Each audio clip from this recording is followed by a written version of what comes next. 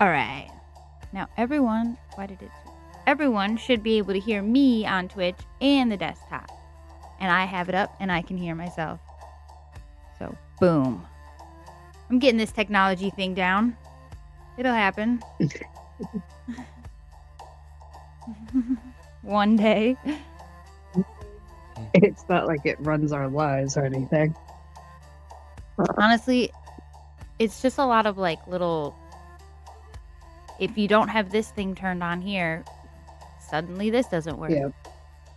But I'm getting there. I got it all figured out. They can hear me, I can hear you guys, and they can hear you guys, so it's all good. All right.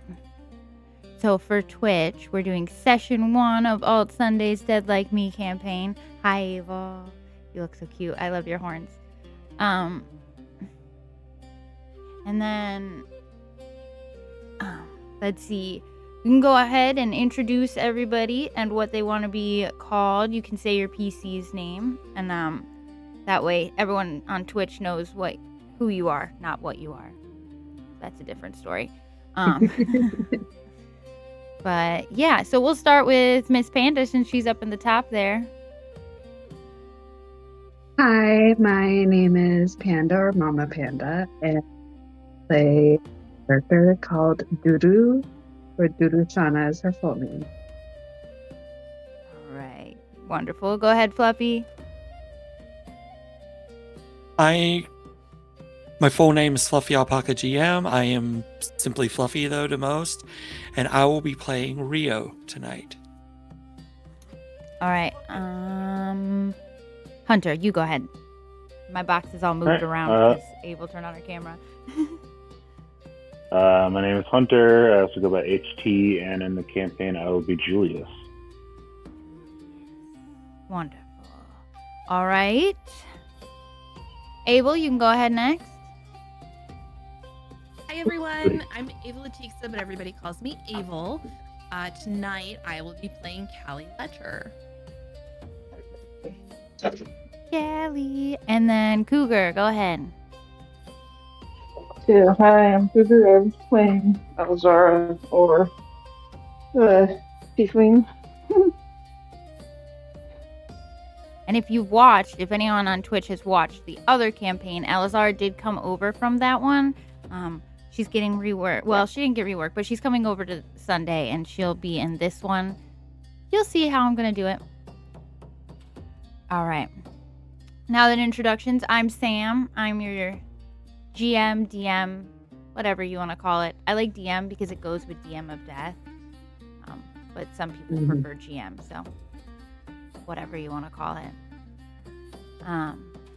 And, well, I'm ready. You guys are. I know you guys are. Everyone's as excited as I am. Just gonna move my notes for better reading here.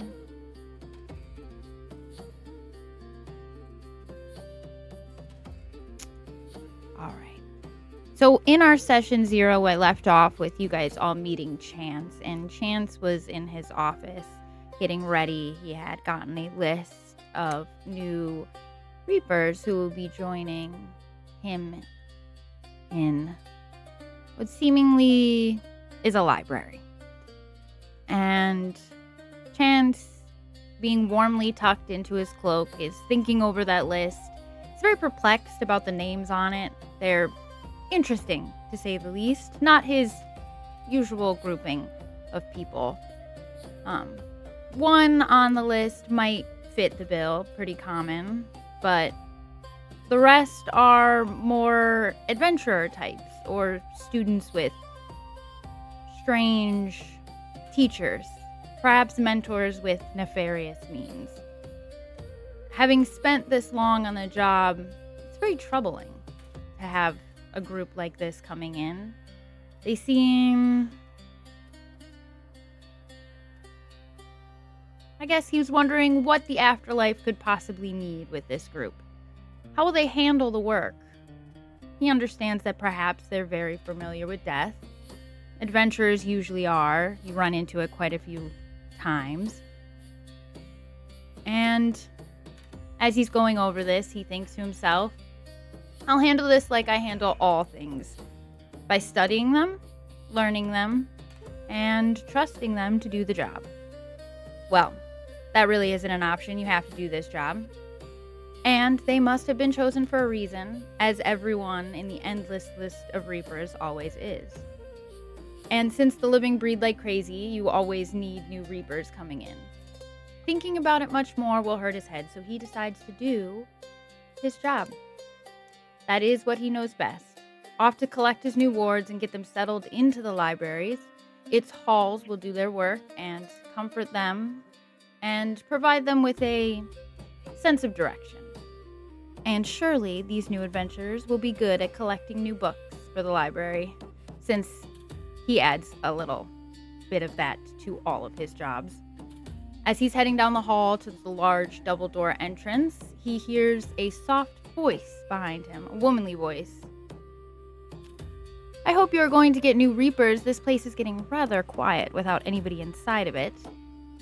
Chance whirls around to find a woman standing behind him. She's a beautiful African-American woman. She's very tall. She's a human.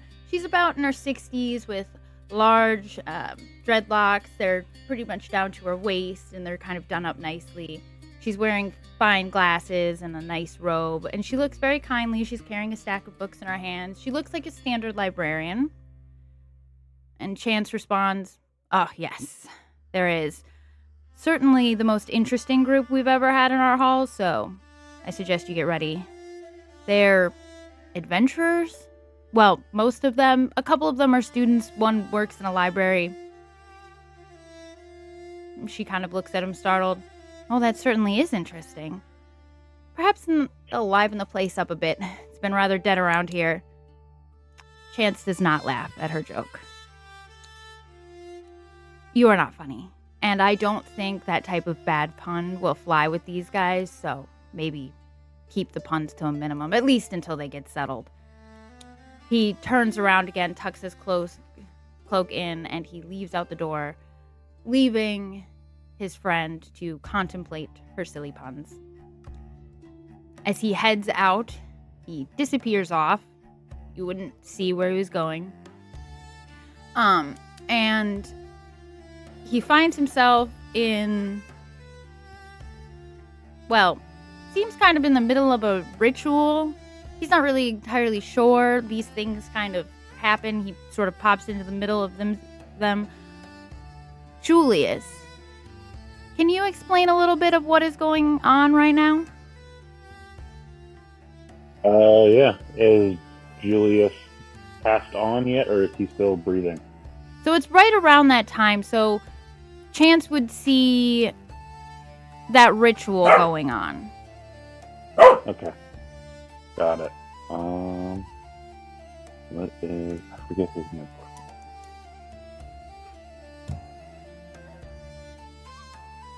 I imagine Julius is feeling pretty freaked out. He's tied to a table, and arcanely, in addition to being tied, like arcanely stopped from being able to leave, and is just probably doing his best not to completely freak out and just staring at Delmar, just telling me, like, you can pick someone else. You don't need me. You don't need me. Come on, we've been good. You don't need me. Leave me be.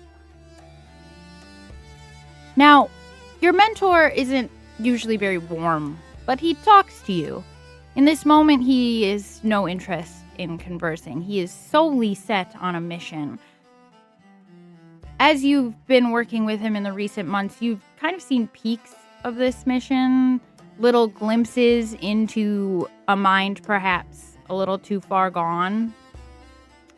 And now you just see somebody who has no interest in interacting with you.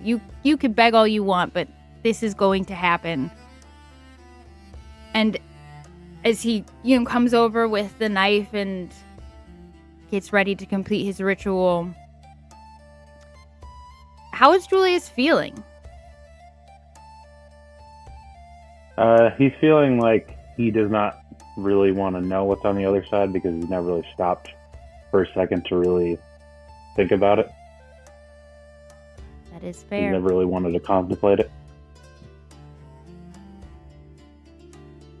As the knife comes down, it happens instantaneously. You don't feel it. There's no pain like you would expect or anything like that. But it does happen. And Julius is dead. And he knows that. And he finds himself not standing over his body, but standing next to the table that he's tied to, kind of looking over himself. And he's sitting there, and Julius can just see his dead body. And from behind him, he can hear the frustrated ramblings of his teacher. It didn't work out. What he wanted didn't happen. You should be here. He should be able to see you. And you can see him kind of throwing the knife around, being very upset. And you're standing there. What, do you try to interact with him at all? Do you try to signal him or let him know that you're there? He probably defaults to cursing in Gnomish at him, just being like, all that work and it's not working. What's up? You got anything to say? All this work for nothing? Like, and just yelling at him. And I don't know if he's able to hear me. He probably takes a while to register that. But Go ahead and roll a perception check. First roll the campaign. Ooh. That is a 2 plus not much, I think. Yeah, that's a 6 total. So you're just rambling and going on, and you don't notice that he doesn't hear you. You're screaming at the top of your lungs, and he's making no reaction. But you don't really notice it. You're kind of stuck in the fact that man just stabbed you. And from behind you, you hear, once every couple of centuries, someone really thinks they're gonna do some like magical shit and figure out death. They never learn, do they? And if you were to turn around, you would see, and if you look at the map, I'll show you. I already described him, but for the people on Twitch, you would see this gentleman standing behind you. They never learn. Hello. Hi. That's unfortunate. I imagine he didn't opens and looks down at his shirt, and I imagine he sees the stab wound. I No. expected it to hurt more. There is no wound. Your body is perfectly fine. If you were to look at your dead body, there'd be a wound, but on your body that you're in right now, there's no wound. And as to your question about it hurting, Chance goes, oh, yes, we pop your soul out before you die, so it doesn't hurt. It's a courtesy.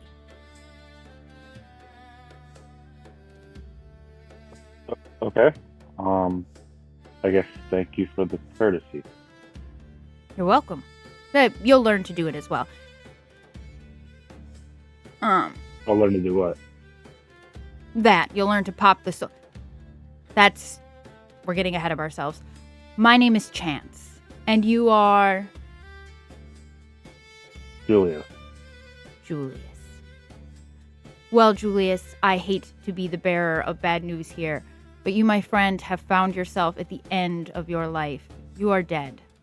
I think you can tell that from the body, but I like to make it very clear.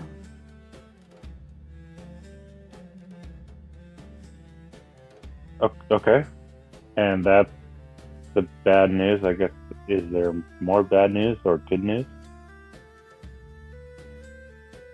The rest of my news, I guess, depends on your outlook, but I will explain the rest of that later. For now, we have a few more people to collect, and then I like to explain it all in one grouping.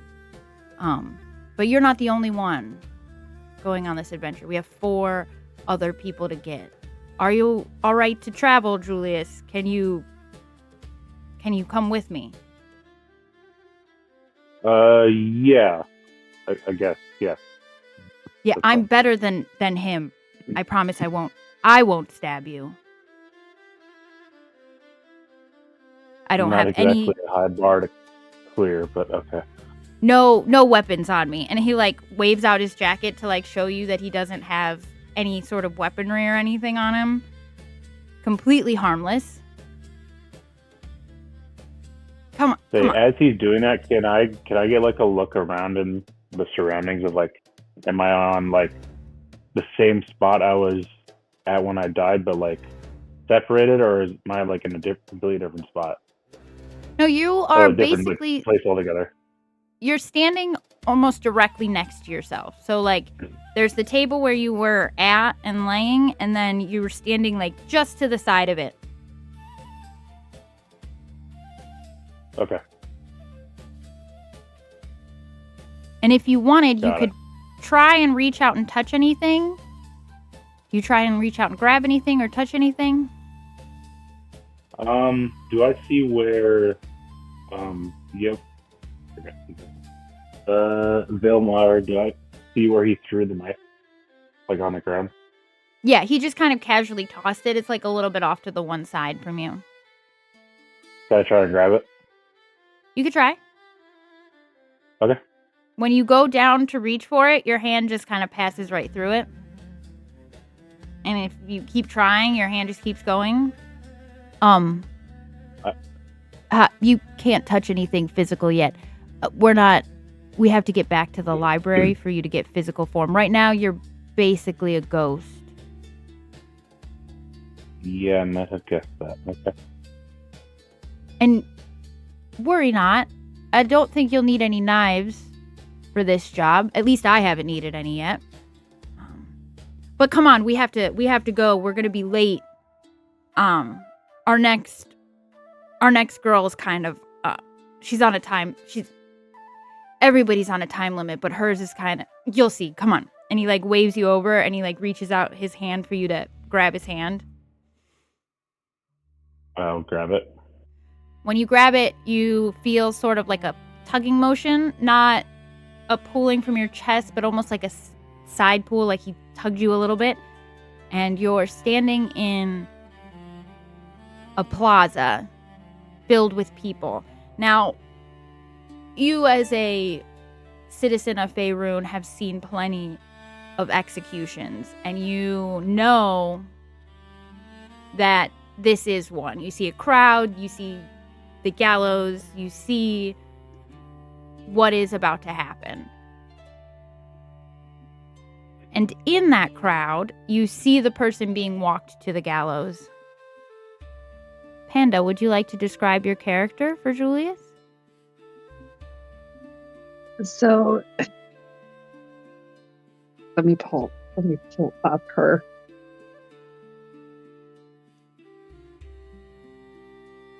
So she is this. Do not have her on here. Okay, that's fine. She is about. I had her at 5'7".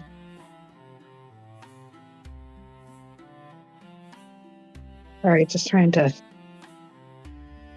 You're okay. Sorry. Get her. Yeah, I had her at 5'7". She's got black hair, bright orange eyes. Skin is slightly tan from years of being out in the sun and being just out and about. You can kind of tell that she is a rogue just by kind of how she dresses. She's in dark clothing to kind of blend in with things. And yeah. Are Doru's hands in front of her, or are they behind her? I would imagine they're behind her. Okay, so she's chained. Mhm. Now, she's being escorted to the gallows. As she's being escorted to the gallows, she's being accosted by the people in this town. You can tell, Julius, that she's not very well liked. but you can tell that it isn't for necessarily logical crimes. The things being yelled at her are things like she talks to ghosts or that she's friends with revenants and things like that. Almost a very supernatural sort of spooky vibe going around the crowd. And as you and Chance are watching this, he leans over to you and he goes, "Ugh, I hate executions like this. They never kill people for like actually doing bad things, but they're real good about killing people for talking to spooky ghosts."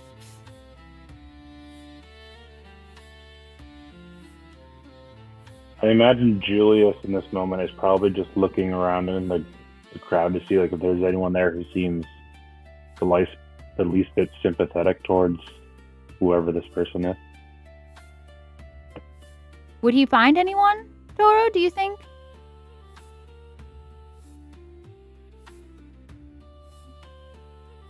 Are you asking me or Panda? Sorry. No, I'm asking Panda. Okay. Maybe, but they would be more on the hidden side because of how the ruler of this land is.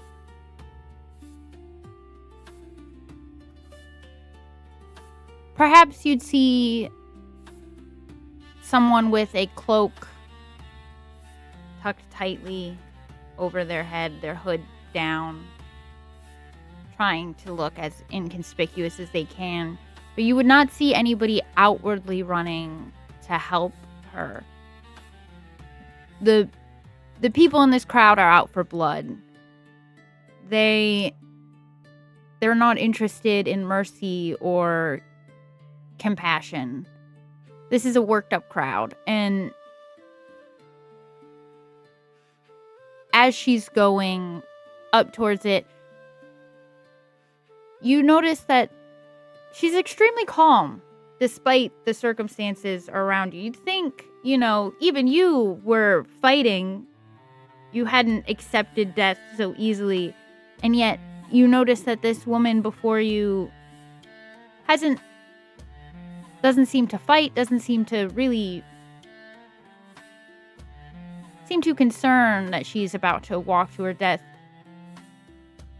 Duro, do you think you accepted this long before it happened? You've been in jail not very long, but it was decided very quickly that you would find yourself here. Yeah. And not anything that was like necessarily on her behalf, but mostly the spirits that she does talk to, reassuring her that everything is going to be okay. And she does take solace in that.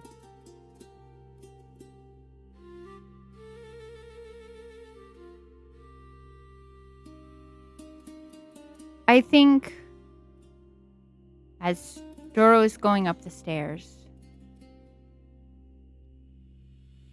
and Julius and Chance are watching, the crowd is yelling and nobody else would notice this, but there are faint spirits there. There are other beings on the platform with Doro, a little child, a woman, an elderly man, perhaps spirits that she's helped or something, and they are doing that. They're whispering words of reassurance so that she doesn't feel that fear, because Doro has been around for them in her time.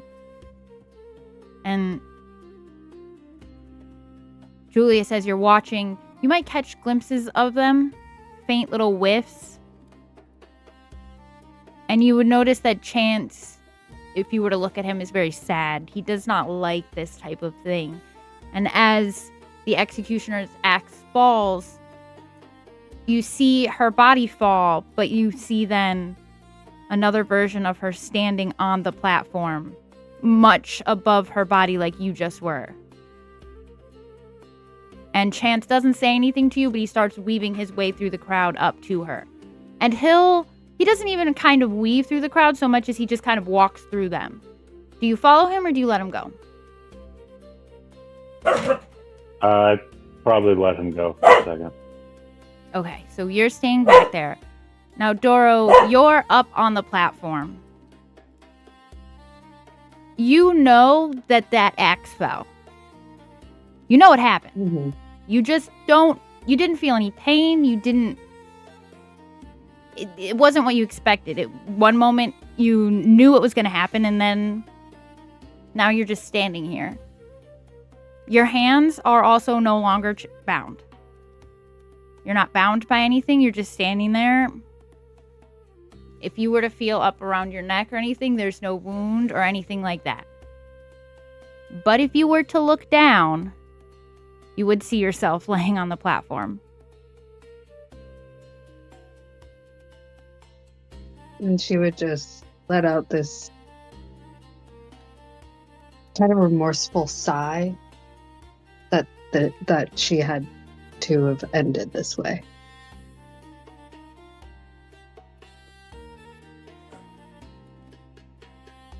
Are you looking out at the crowd, or are you looking down at yourself? More down at myself when I do let out this sigh. And then I kind of raise my head up and look out at the crowd and sigh again, a little more like, really? Like, did this really have to happen? When you sigh out to the crowd, you hear behind you on the platform coming up the stairs, footsteps, heavy footsteps, which you notice immediately because for some reason you don't hear any other footsteps. The executioner is still on the block. The priest who was doing last rites is still there as well. But you can't hear them walking around. You can't even really hear them talking, but you can hear these footsteps. Do you stay looking at the crowd, or do you try and look out at the footsteps? I'm trying to see where the footsteps are coming from. So when you whirl around, you see Chance standing there, and he just looks at you very sad. He says, "Superstitious nonsense will be the end of all of the worlds. Truly."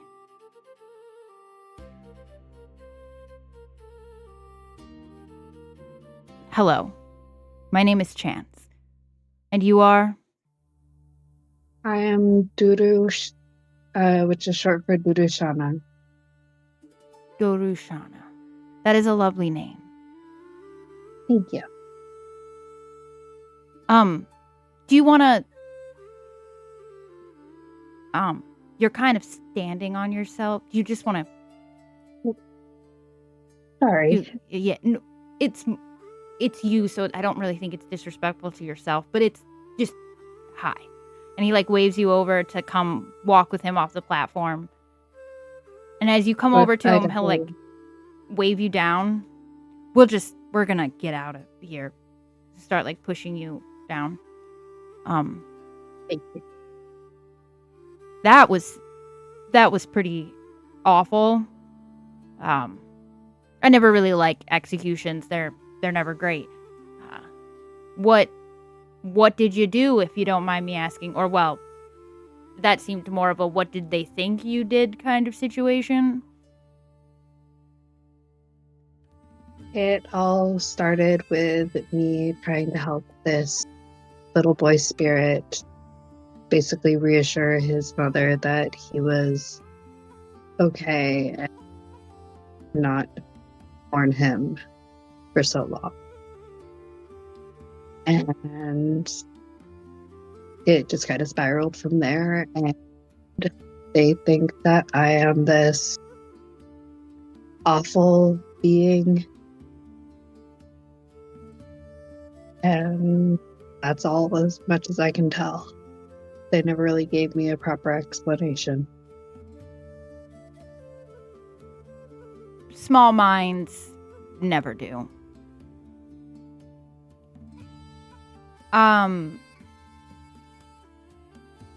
So you speak to ghosts. That's a little more tick in the qualifiers box.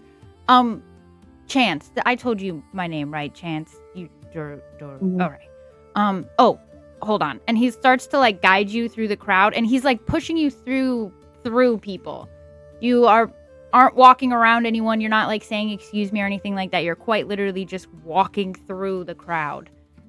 And no one makes any notice of you. It's not as if like when you see spirits normally, you're used to them having that cold feeling or that almost sense of like they make the hairs on the back of your neck stand up.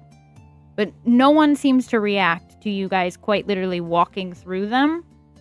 And he's pushing you towards Hunter. Go ahead and describe Julius for Doru so she can see what she's seeing, because he's guiding you towards her. She sees a pretty short, probably like 3.5 feet tall. In life was a gnome. However, in now where we're at, his face is slowly starting to get a little, like slowly started to lose like the features that made him who he was. Like the hair is starting to get a little lighter, and the face is starting to get a little more gaunt. And you can tell, Duro, that you're being guided directly towards this person. We have to go pick up. That is... hold on. Why don't you introduce yourselves? It's rude of me to do it for you. I'm Chance. You are... And he points to you, Julius. My name is Julius. And this is... And he points to you. I am Durushana, but you can call me Duru. Hello, Duru.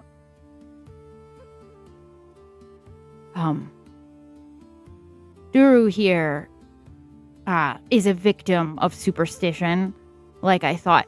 You guys might have a little more in common there than you think. Huh. You could talk about that later. Doru, you understand that you're dead, right? Okay. Yes, sir. Okay, I like to make that very clear. How are you doing, Julius? Are you still all right? At this point, Julius made the connection that like he doesn't have like anything on him, like no possessions or anything like that. No. You have the clothes on your back.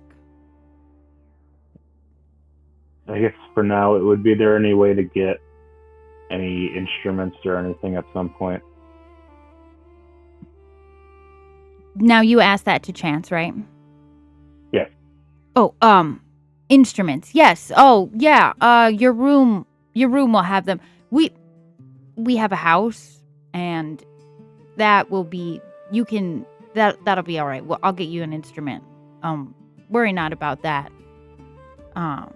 It'll just take a little bit. We have a few more people to pick up, but I understand that this is traumatizing for everyone. So I just like to check up on everyone. How are we feeling? Other than dead? Yeah. That's about right. It's not normally a chatty thing, so the silence is fine.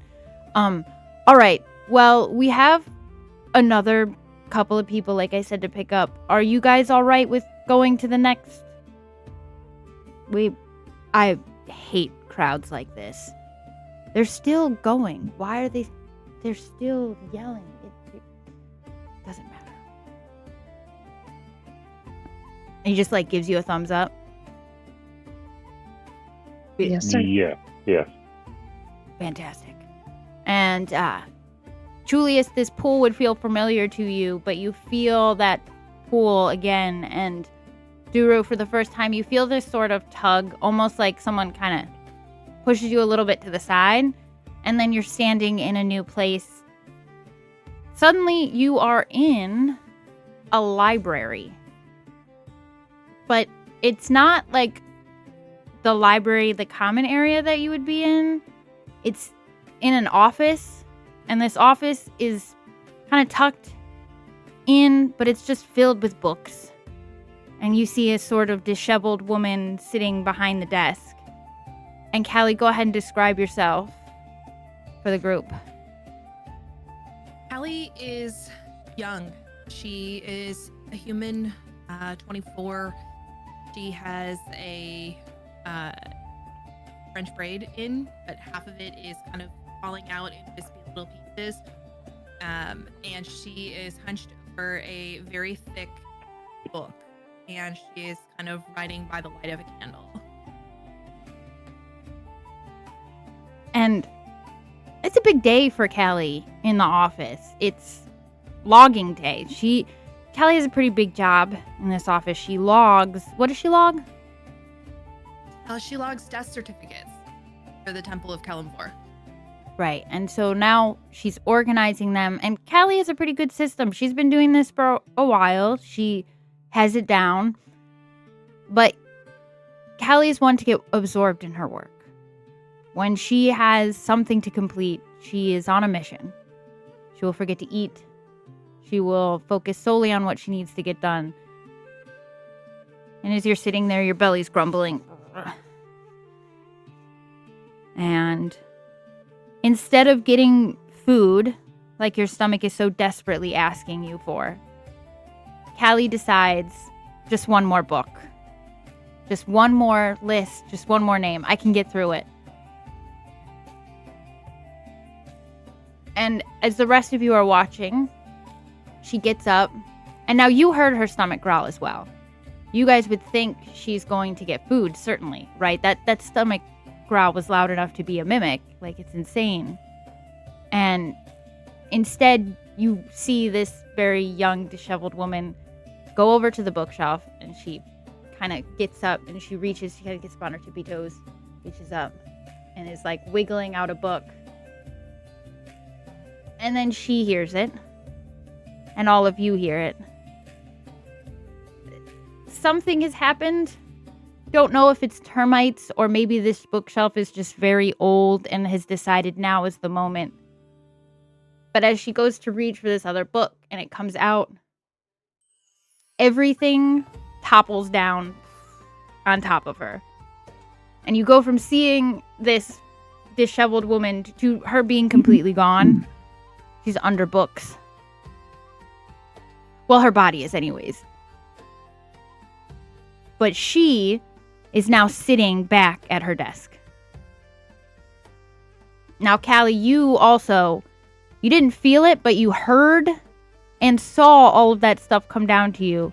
And if you were to look just slightly to the one side of you now, you would notice your office is now a giant disaster. Callie jumps a little bit at the sound of the bookshelf, and she kind of pats her chest and looks around very confused. And then as she kind of turns and sees this pile of rubble and lumber and scattered scrolls and books everywhere, you just kind of see her face fall. Oh, it was me. Oh no. Now who's gonna file the certificates? The chair on the other side of your desk scrapes out, and a man sits down across his desk, and he kind of just sits and has his legs out. Have you probably should have gotten those checked? Hello, my name's Chance, and you are? Oh, hi. I'm Calliope Ledger. Yeah, I know the last name's Irony, but everyone calls me Callie. Wait, Chance? I don't have a Chance on my list. Are you dead too? Yes. That's Dead, very right? intuitive of you. Most people don't catch that unless they see the body. You are currently buried, excuse my pun, about 10 feet under. Right. Okay, well, deceased, right? Not ideal. But we can work with that. And she starts patting around at the desk, trying to, like, grab her book and her pen and start to, like, log her own death. Your hands just keep passing through everything you try to grab. Hold on. And as your hands are frantically going through and you're trying to pick things up, he grabs your hand and he stops you. And that's the first, like, solid thing you can touch. You seem, just do me a favor, Kelly. You seem more stressed out about the mess than anything right now. So just deep breaths. It's all right.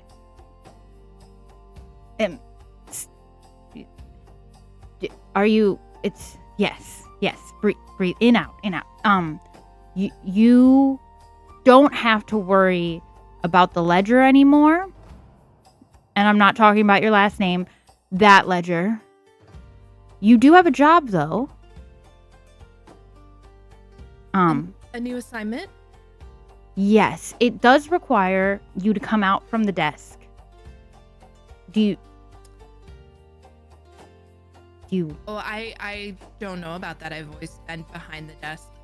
My body's not even cold yet. No one's gonna find me until the morning. I'm always the last one here. Oh. In the office. Okay. What do you want me to do? You're gonna come with me. Hold on. Julius, Duro. Oh God. This is Duro. Hello. She's and this and he looks down. This is Julius. These about 45 seconds ago, Julius was doing his best not to laugh at what just happened, but he's got himself under control now. So.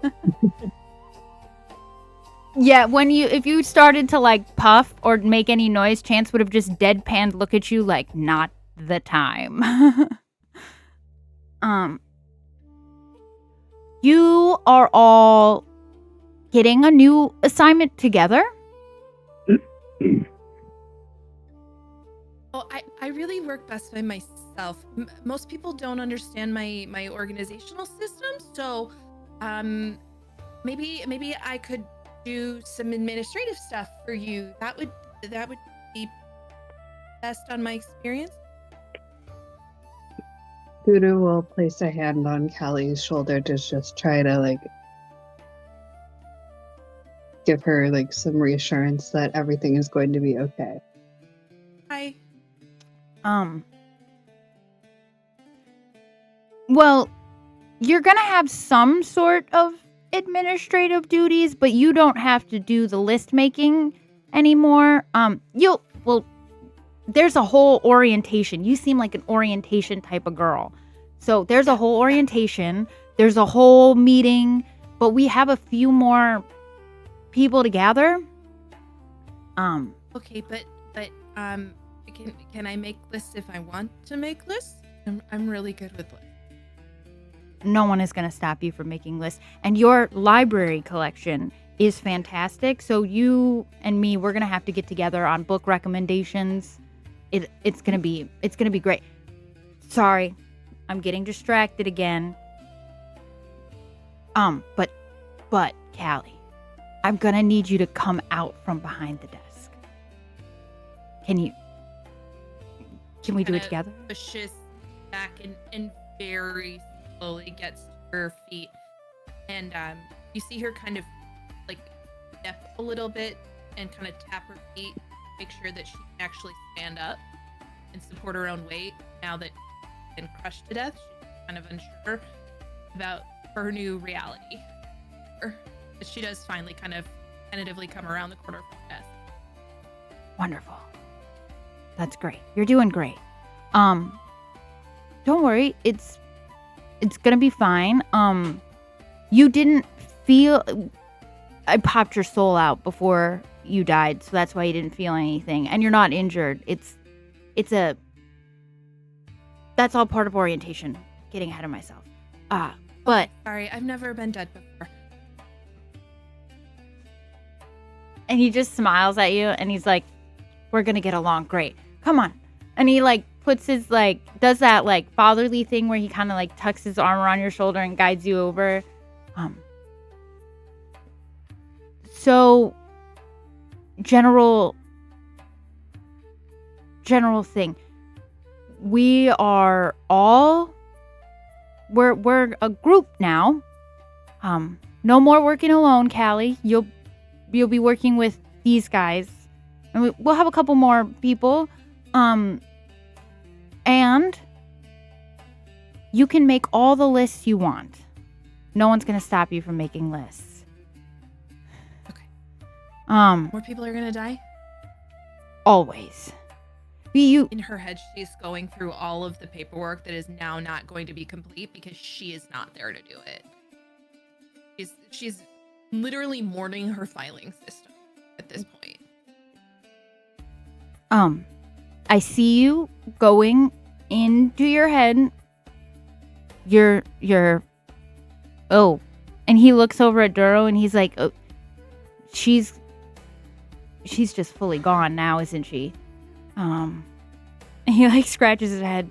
It's all right. It's traumatic. All right, deep breaths. And he like grabs your hands again. You don't have to worry about life anymore. Let them handle that. The life is for the living right now. Death is for the dead. I wasn't that old. Yeah. Oh, that's it. Oh, That okay. that does suck. Okay. Well, she wasn't either, so you guys can. All right. Okay. I gotta work on that one. Come on, Chance. You could do this. You guys talk for a second. I'm just gonna. And Chance kind of walks over and he's like pulling out the list that he has and he's kind of like reading it. And you three are just kind of standing there at the moment. Just 1 second. I'll be right back with you. Callie And we're is actually trying very. Go ahead. when you're done, we're actually going to go on our break. And because we're going to take a break because my bladder's literally about to explode. Oh, I'm sorry. But go ahead. Finish your thing. I was just gonna say she's trying very hard to get a look at that list. Okay, go ahead and make an investigation check. Okay.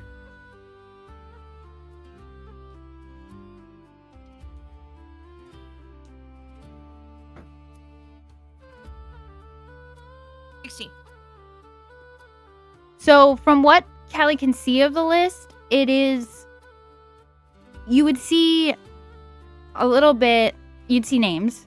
It's a list of names, and it's yours. Your name is on there, Calliope Ledger, and the name above yours says Julius on it. And underneath, you would see just little descriptions of what you look like, and nothing more. It would have like your age and just a small description. For Callie, it would say library, death certificates, your age, brown hair, the color of your eyes, stuff like that. But you see he's looking towards the bottom of the list, and there's 2 names on there that you don't recognize. One is Rio, and then one is Alizara, and those are names you don't recognize. But I am gonna go pee. We'll be back in just a minute. I'm sorry, guys. Have a good pee-pee. Yes, 1 second.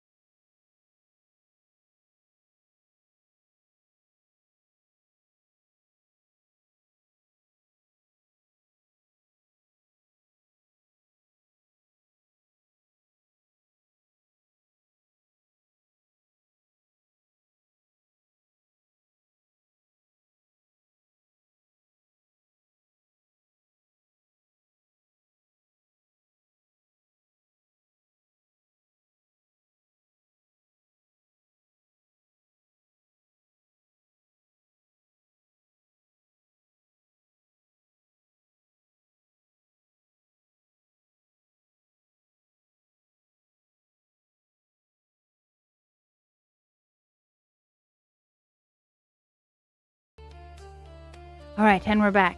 All right, so Callie and Julius and Duru are standing off to the side. Callie is snooping on the list that Chance is focused on reading. And he doesn't notice that you're looking. He's just kind of mumbling to himself about like, just keep everyone calm, be the rock. Don't let anyone freak out. And he's He just pops up over his shoulder and is like looking down. You know, if you reordered this into a chart, it would be much more efficient.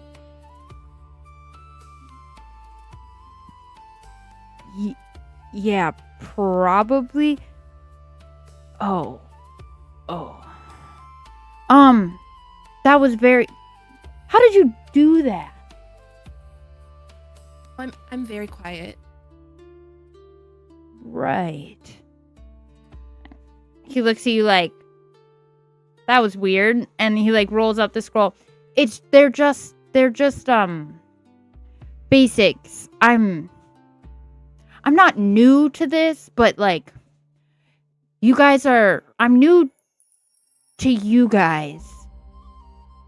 How am I doing? Am I doing all right? Can I make an How? insight check as he's saying I'm not new to this? Yeah, go ahead.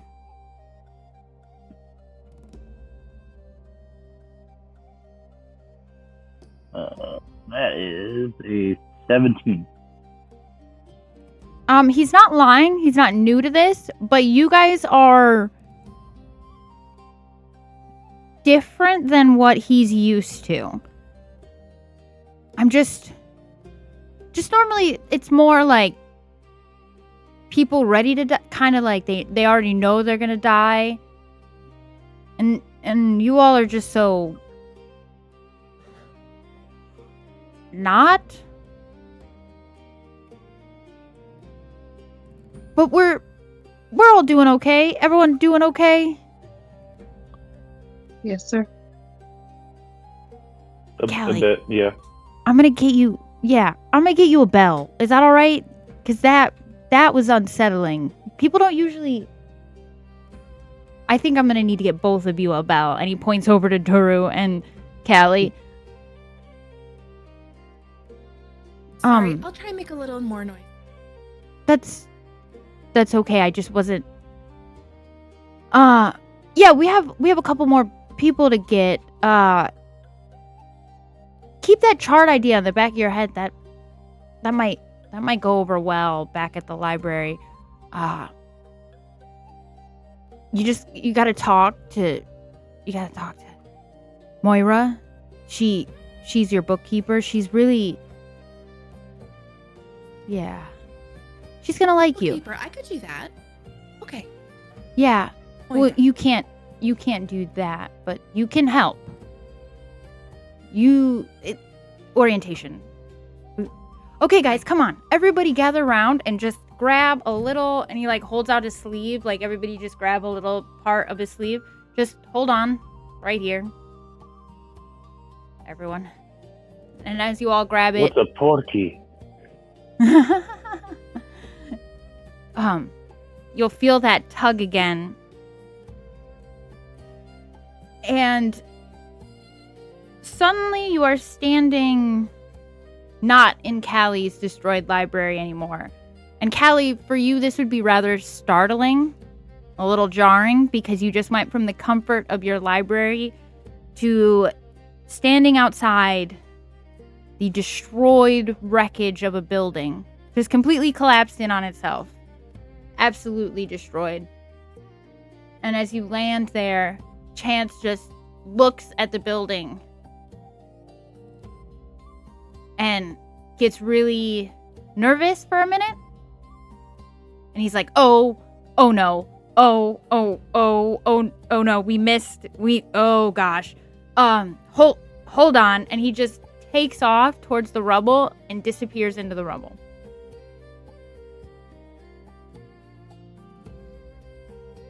And leaves you all standing there alone. He doesn't explain anything.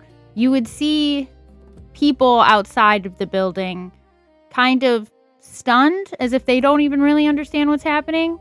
But no one would notice you or interact with you or even realize that 4 people just popped up here and one of them just walked into the rubble. You do that a lot. Yeah. No, this is new, I think. Right, gravity. You're dead. That's gonna take a minute. It's okay. Why are you so calm about this? When I was alive, I dealt with spirits, and they kind of prepped and helped me adjust. Are you still alive? Now? I am not. Oh. Did you know this was coming? About 2 minutes before my Right. so not that.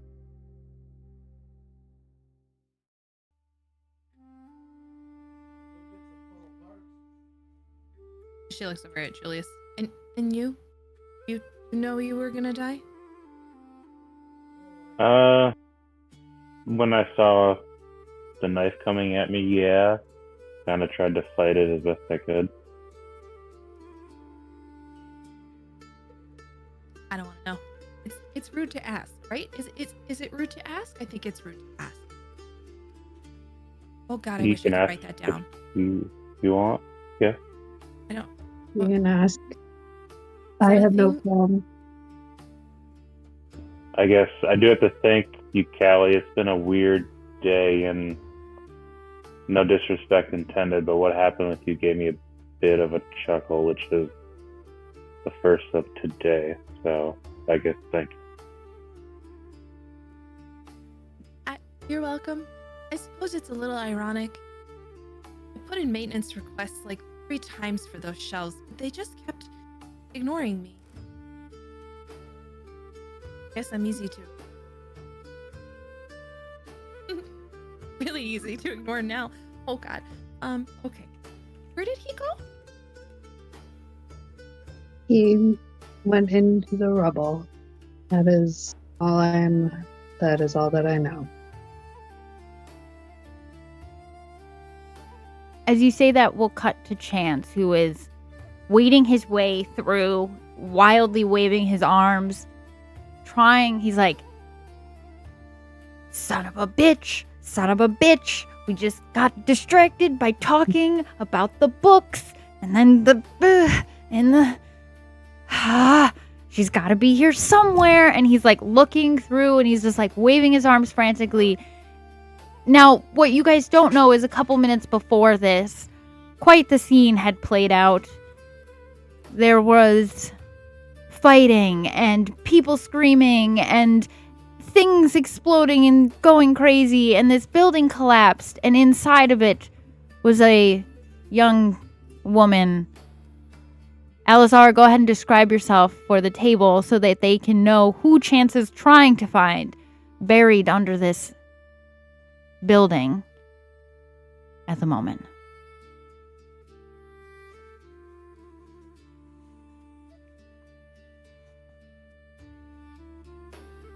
Oh.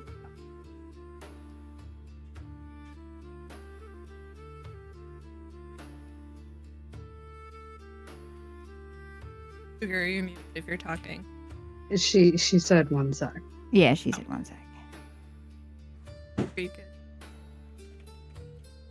Sorry. He's just in there. Oh. Now, do any of you try Yeah. to follow him, or any of you try to see if you could get into the rubble as well? Or would you just stand out there and wait for him? Voodoo I think would probably. I think at the moment, Julius is probably treating this as until I know more color inside the lines kind of situation. So just kind of hanging back, probably. Dudu would probably, just because of all the spirits that I'm assuming there are more deaths that happen during this. when you go to reach out for the rubble, you do the same thing Chance did. Your arm just like disappears into it, and you pull it out, and you can just pass through it. And when you find yourself standing in it, it's almost like you have magical dark vision, like a warlock has, where you can just see. You can see the outlines of the rubble. You can see where you're standing, even if you're standing in a fully concreted piece. It's almost like you can just see through it. You can't see any people. You may be able to hear like muffled Chance being like, "Where is she? Where is she?" And are you ready now, Cougar? Yeah. All right. So go ahead and describe Alizara for the rest of the group. You'll see a tiefling with dark, purple skin, and she's got pink horns that are curled back. And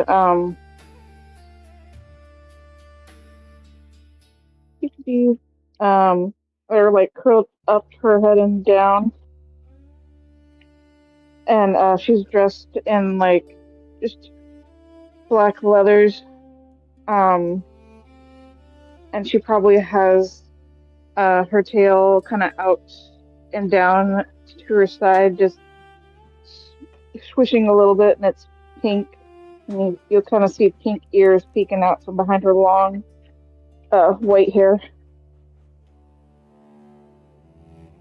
Currently, Alizara is focused on nothing else but the fact that her arms, just seconds ago, she swears it, just moments ago, there was somebody in them. There was a person that she was holding on to. And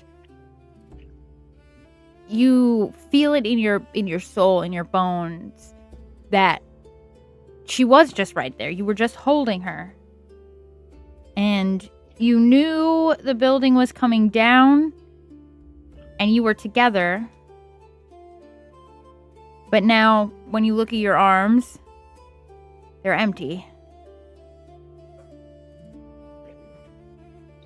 And when you look around, Where the hell am I?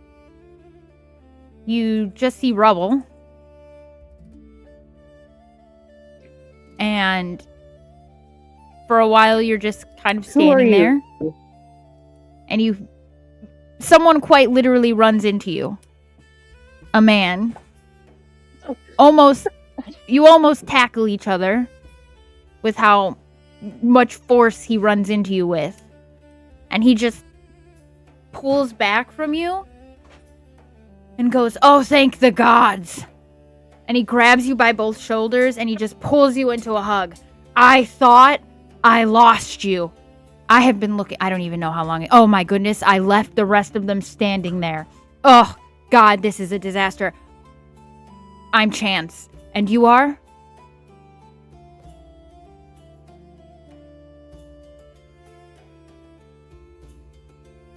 But who are you? "I'm Chance. Okay, last thing I remember, yeah. I don't... was in a building. Yeah, it looks like you're now under the building." And he just like looks around and like points for you to look around. Ugh. "You're dead. Do you mind? I left a bunch of people standing. Let's just say the last 30 minutes haven't been my finest." Oh, Is my sister with him? Because last I remember, I was holding my sister, and then everything went dark, and he just grabs your like hand and he squeezes it. And he goes,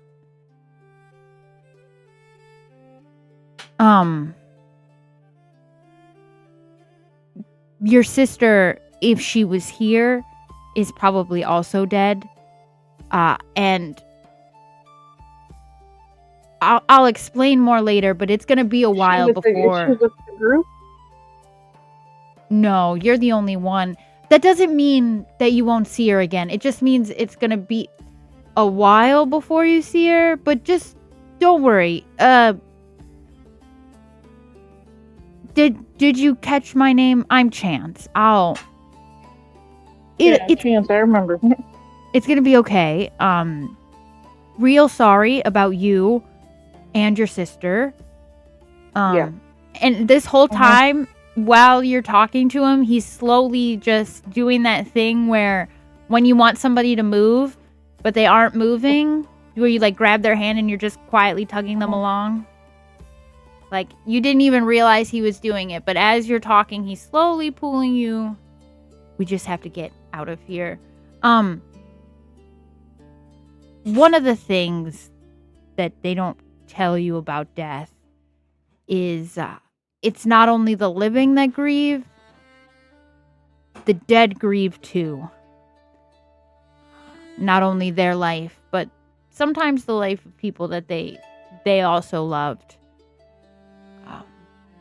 I hate to tell you this, but right now Yeah. you're gonna be grieving.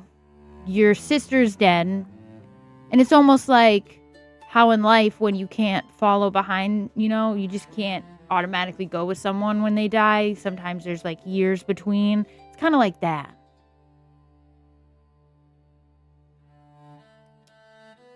Yeah. Well, at least the dick who was part of what was happening is dead too. That's one way to look at things, certainly. Actually, I kind of He like that deserved it. idea. He is also dead, yes. Anybody who was standing in this... what is it? It looks like this might have been a temple at one point. Well, Yeah, they're it was a temple. certainly Mhm. dead now. Because... Good. Good. I hope there's not any more of them. You said something about a group. Oh yeah, we're heading that way. And you come out of the building and you are about, I would say, 50 to 60 feet away from the group. There's like a large distance between you because he just pulled you out of a section of the rubble. And you see a shorter man and two women standing over there, and one of the women is walking in and out of the rubble, just testing what she can do. Sometimes she puts her arm in and she like pulls her arm out, like put her foot in. Just doing the Oh. hokey pokey. Yeah, checks it all about. She seems to found a way to entertain herself. That's the group I was talking about. And as he walks up, Chance will say, "That's a nice trick you learned there. Useful, isn't it?" You can do that. You can do that later. I'll explain it. But yeah, we can walk through shit when we want to. Perks of being dead. Mostly dead, partially. That distinction is still kind of something we debate in the library. How's everyone doing? Callie, are you all right? Out of the desk? Do you want to try to walk through the wall? It feels pretty cool. No, I don't think I'll be walking through walls. Were you crushed too? I'm Callie, by the way. Callie.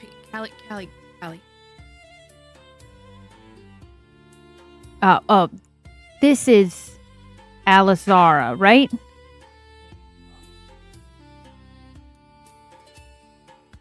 Yes. Alizara, this is Callie, and that's Doru, or Dorushana, if you'd like to use her full name. And this is Julius. Yeah. Well, coming from a long name, I'm sure Drew would be preferred. You can call me Zara if that's easier. Hello, Zara. So we're all on this boat together, I guess. There's a boat now too? Oh god. No, I didn't mean a literal boat. I meant figuratively, like we're all in this together. Oh, right. Okay, expressions. I'm not really good with those. Okay, I'll stick to simple things for you. It's okay. Okay, thanks.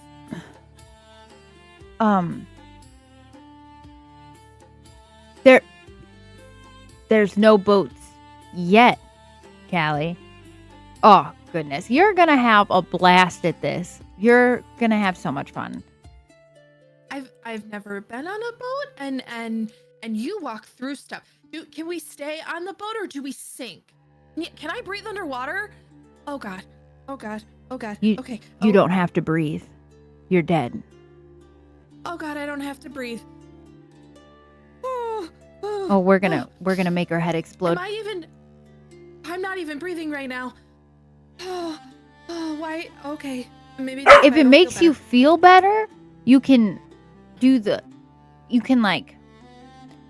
motions, but you don't have to, you know. You can walk in the rubble. You can breathe underwater. You can you can stay on the boat, and he'll look at you, and as he says that, he'll drop and disappear, like he'll sink down into the ground, and then I'll come back up. You can do that.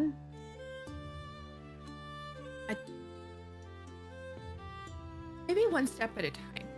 Orientation, right? Orientation. See? Yeah, it's really easy to do. She kind of figured it out. It's like a vibes thing, right? You're standing on the solid ground because you know you should be standing on the solid ground.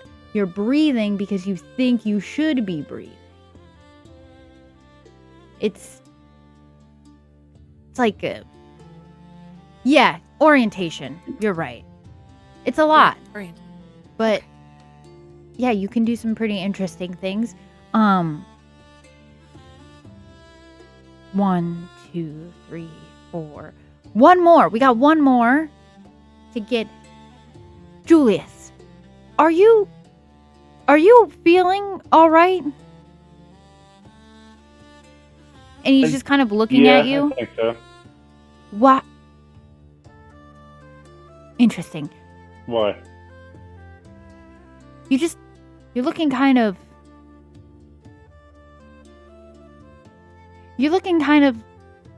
afflicted, which is strange because that usually doesn't.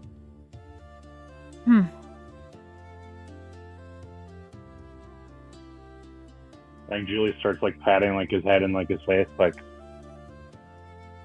Does he look like? I wonder, that ritual, and he's like waving his hand. That ritual. It's Moira. She's a smart lady. She will know what's going on. We have one more person to get, and I hate to tell you this, Callie, but I think we're about to be on a boat. So that not being on a boat is about to be out of the window for you. All right, everyone, grab on. And he like puts his arms out for you to like grab onto his arms. Just grab a section. Everyone hold on tight. And when you grab on, you'll feel that tug. And yes, you will find yourself on a ship. A ship that is currently in a big fight with, if I'm saying it right, it's Aboleth? Is that how you pronounce it? And yes, you see a group of adventurers, your standard group of adventurers, fighting. They're going through. Everyone is in their places. They're taking their shots. They're doing what they're supposed to be. And in the midst of it, you see... Well, go ahead, Rio, and describe what they see. What they see is a creature about 2 feet tall, flying, and she's wearing the symbol of Lathander over her right side of her chest, and she's basically launching bolts of fire at this thing in the water that they're fighting as it surfaces up and down.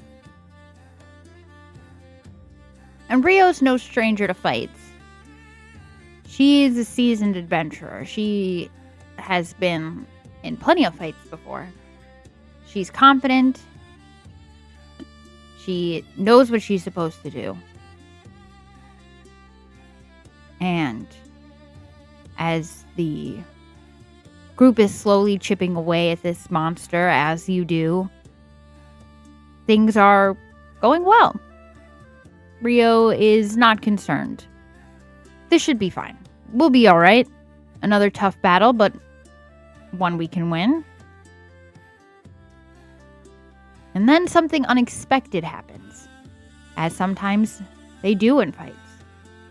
And Rio finds herself face to face with this aboleth in a way that gives this aboleth the power to do something.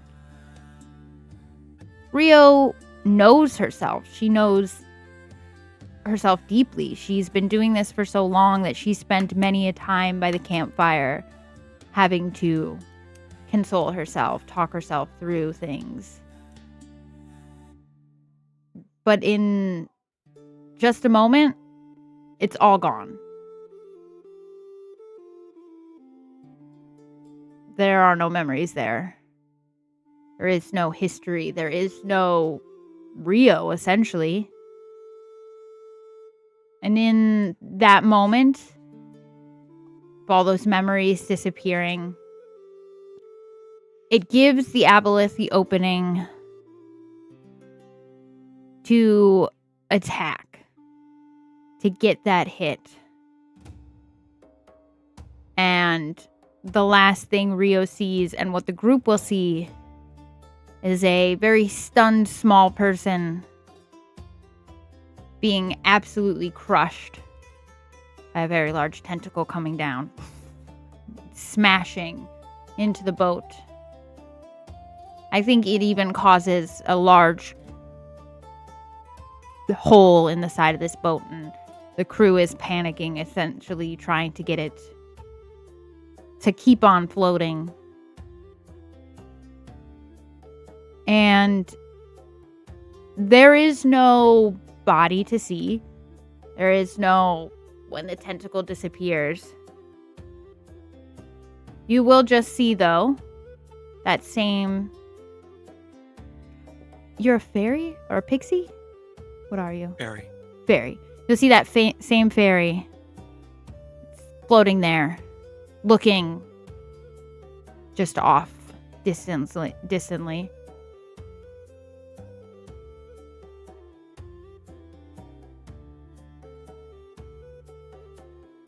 Rio will have no idea what's going on. There's no... You don't even really understand where you are. You know you were doing something, and it was important, but you don't know what it was.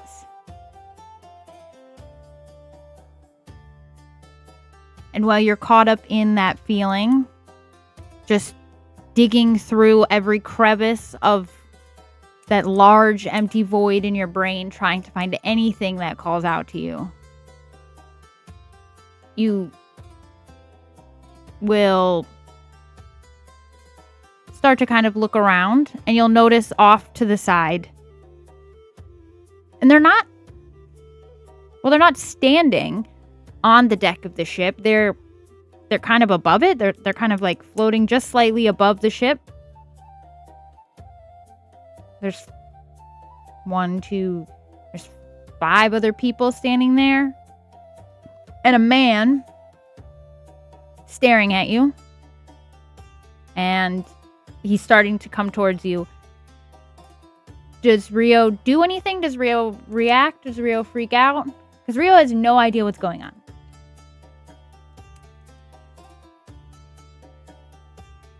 Can I make an insight check to see if whoever's approaching me is approaching me in a threatening fashion? Yeah. Go ahead.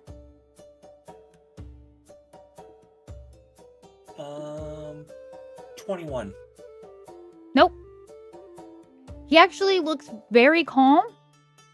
But what catches your eye is, like I said, he's floating. He's not, they're not. How is he doing that? You have wings. It makes sense for you to be in the air. But how is he doing that? That is a human. And he's just walking towards you like he doesn't even notice that he's slightly off the ground. Hello. Hi. Nice to meet you. I'm Chance.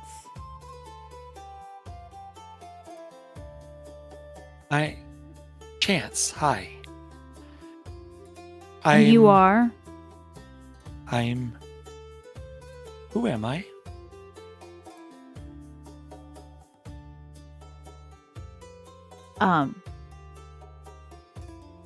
That's what I asked you. Are you pulling my leg? No, your leg's over there. Oh. Yeah? Hold on. And he, like, pulls out a scroll. That's Callie. So... Wait. You really don't know your name?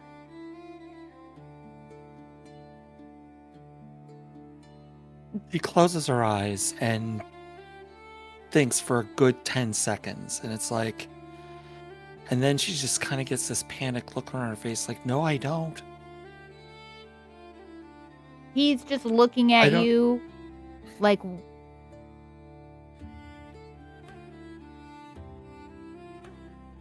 You don't know you don't nothing? Go ahead. Chance? Yes. I think it was an aboleth. It's a pre-divine historic being. They memory. It's in the records. Right, but you can see me. You can see me. You can see them. We all saw her get crushed by the aboleth.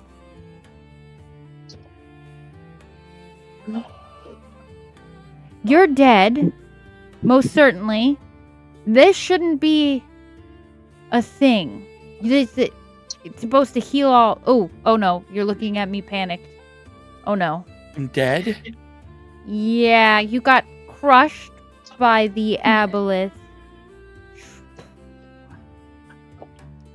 Gotta say, in my, let's say, top 30 deaths of the last 300 years, that's probably right up there. That was pretty fantastic.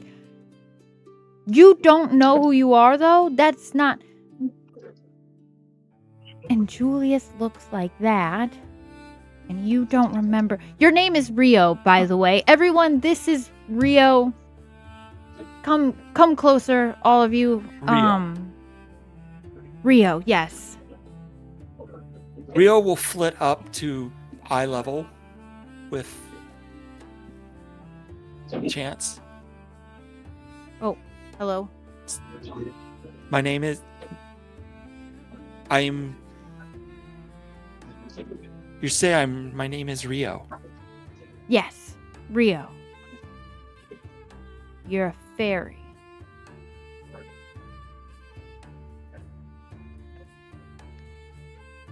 Yeah, he looks around. She looks around, notices the wings, notices her size, and is like, "Yeah, that tracks. I just didn't know. For some reason, I couldn't remember my name. But you said it's Rio." Rio, do you know? So, Callie, Abelis take memory? Yeah, that's right. I've read about them. They take memories and they can do that. But when you die, that's not supposed to stick, right? You get it back. And your friend, or Julius, you don't remember. And if anybody wanted to make an insight check right now Yes, on please. Chance, I they will. can. Yep. Hang on 1 sec.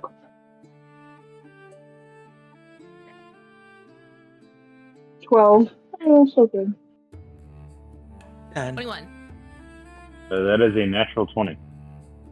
Jerk. I mean, what? Good job. Panda, did you roll anything? Same thing. I thought that I was safe.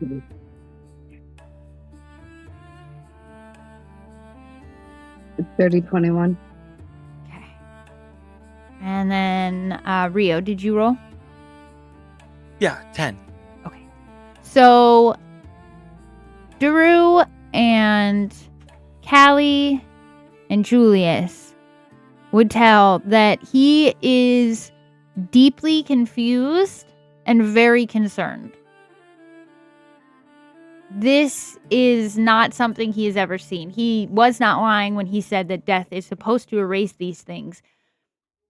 He is very confused as to why both Rio and Julius have those afflictions from their living lives, from their around their deaths especially.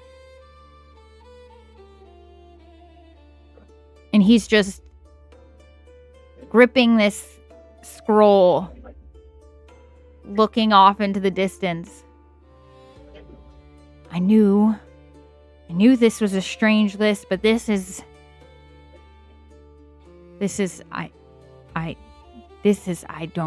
don't know what to do here. This is new. You look more confused than I feel. Do you I know am. anything else? I know that you're dead. I know that your name is Rio. And I know that you are an adventurer. I don't know much beyond that. And he reaches out. I promise, Rio, I'm gonna try and figure this out. This isn't normal. Or you well, now that everyone's here, you are all Reapers now. Rio, you're supposed to be with your memories. You're all supposed to know, but you're Reapers now, and normally this has been a very strange day for me. This isn't how any of this is supposed to go. Normally these deaths aren't. He pulls his jacket. We'll be fine. We will all be fine. You look distressed. Can I recommend deep breaths? That's my line. But you're right. I should just. All right, it's gonna be fine. Why don't we get back to? All right, I'm gonna take you guys to the library. Home. We're gonna go home. How does that sound, everybody? That sounds good to me. That sounds really good Home to would be me. nice. It's a new home, but I guess since you don't remember your home, it can just be home for you. Now my head hurts. And he just rubs his brow. Moira is gonna have a field day. Alright. Everyone gather around. Rio, we're gonna figure this out. Just, sorry. This is your fellow grouping here. This is, there's Callie, and there's Doru, that's Alizara, and then that's Julius. Like I said, you're all Reapers. I'm going to take you home now. So if you could just grab on. And he puts his arms out for all of you to grab on. Alzara will touch his shoulder. Cool.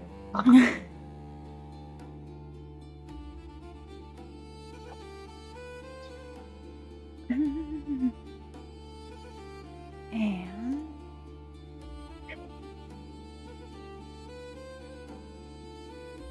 you guys are going to...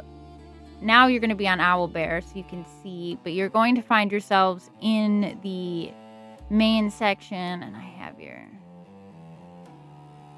You can make yourself bigger because you're going to be really small when you come on. I don't know why it does that.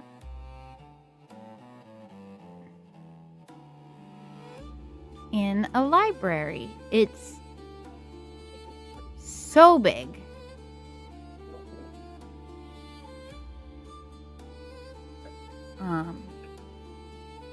Callie, this is probably 3 or 4 times bigger than your library that you're used to. There she is. Sorry, I couldn't see you for a minute. There are thousands, if not hundreds of thousands of books. There are just shelves everywhere, and they are filled to the brims with books. It's very warm and welcoming. For some of you, it's a little bit familiar. There are tables to sit at that you would sort of expect in a library. There are big fluffy chairs if you wanted to go find a place to read a book. And it's just an overall sense of warmth and just beauty. And you find yourself in here and it feels comforting, like an odd sense of comfort washes over you. Even Rio, who has no memory, it does still feel safe and warm and inviting. And Chance, as soon as you get in there, just takes a deep sigh. So nice to be home. I find I can see things much clearer here. This is the library. Everyone, feel free to poke around. You will spend a long time here.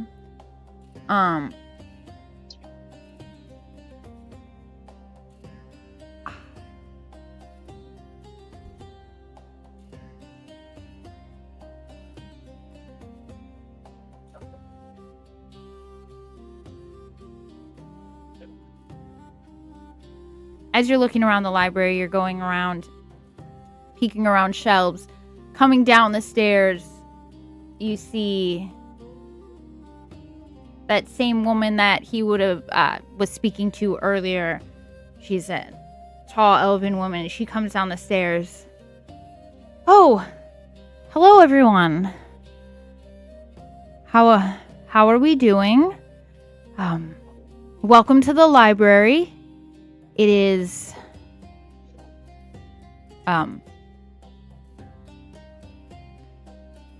this is home. I am Moira. I will be your bookkeeper and your librarian and hopefully your friend. I love making new friends. Welcome. All right, so, and she walks up, she just beelines it for one of you. She walks up to Doru and she puts her hand out.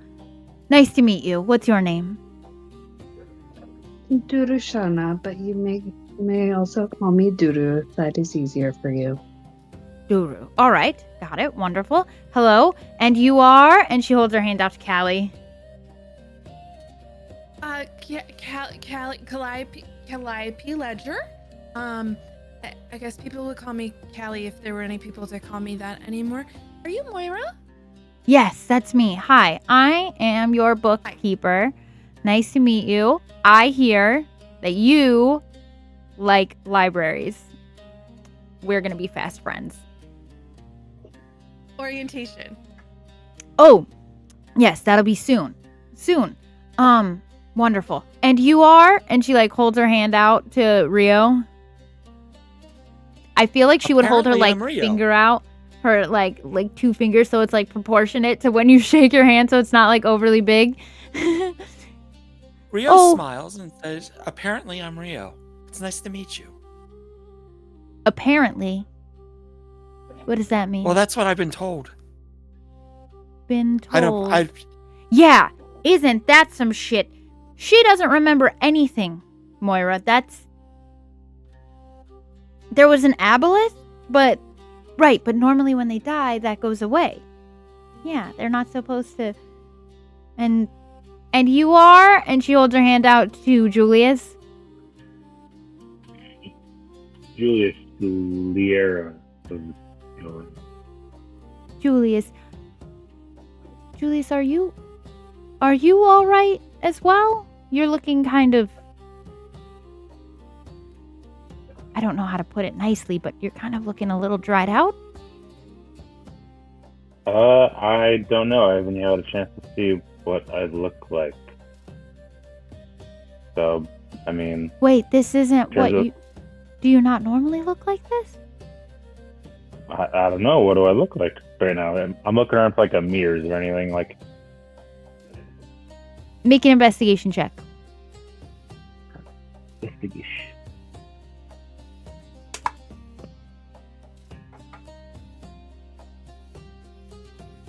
that is a 14. You find a small, like, more, not a mirror, but more so a reflective surface. So you can see yourself, but it's kind of a little bit warped. But you look vastly different than what you normally look like. I guess he touches his head on where his hair used to be and notices there's nothing left. Probably resist the urge to scream. Honestly, if we were doing like a real, like at a table and not online, I'd probably do a scream, but I don't want to break anyone's ears. He's like, what in the actual 9 hells? Okay, that's the most disturbing thing of all day, and I'm dead. So, is there alcohol here? Is that a thing? Make, as you look around for that, make an investigation check. And now Moira comes up to you and she's like looking at you. And you can kind of tell she's kind of studying you a little bit. So I'm assuming from the distraught look on your face that this isn't how you normally look.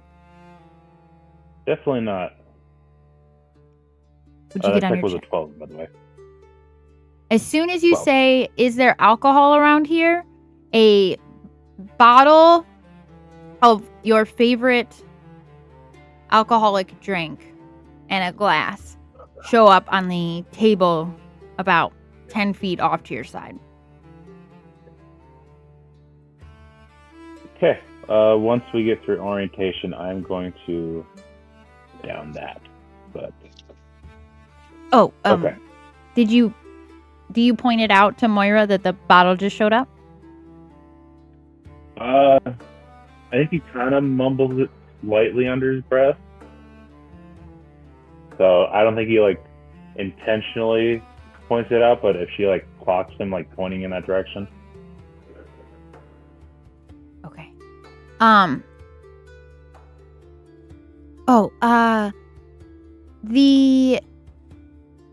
You can start drinking that now. It's not huge deal. It'll be okay. Just you. I'm real sorry. Hopefully. And she goes up and she disappears down one of the aisles before she finishes introducing herself. I'm gonna go see if I can find a book on this. This feels like I need a book. Someone... Orientation, why don't you go ahead and start that, Chance? And Chance will go, oh, yes, right. Orientation, we should get on that. Yes.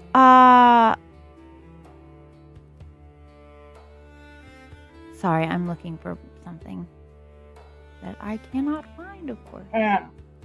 Zara will go up to the library and be just like, Elazara, or Zara for short. Hi.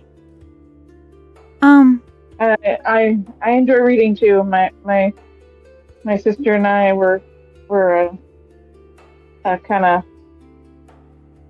helped by our parents with getting into reading and learning things. So I'll probably be here a lot, just like Good. Callie. Oh, the library is a wonderful place for anything. You'll find all kinds of books here. We have a rule. If you can, while you're out on a reap, just make sure you can collect a book if you feel the opportunity arise. We like to constantly add to the collection. You can really find all kinds of stuff here. Love stories. You can find historical books. You can find books on medicine, which, speaking of, I am going to go look for now. And she disappears off down into the aisle. I will be back. You go to orientation. We don't want you guys to miss that. Yes, orientation. She's right.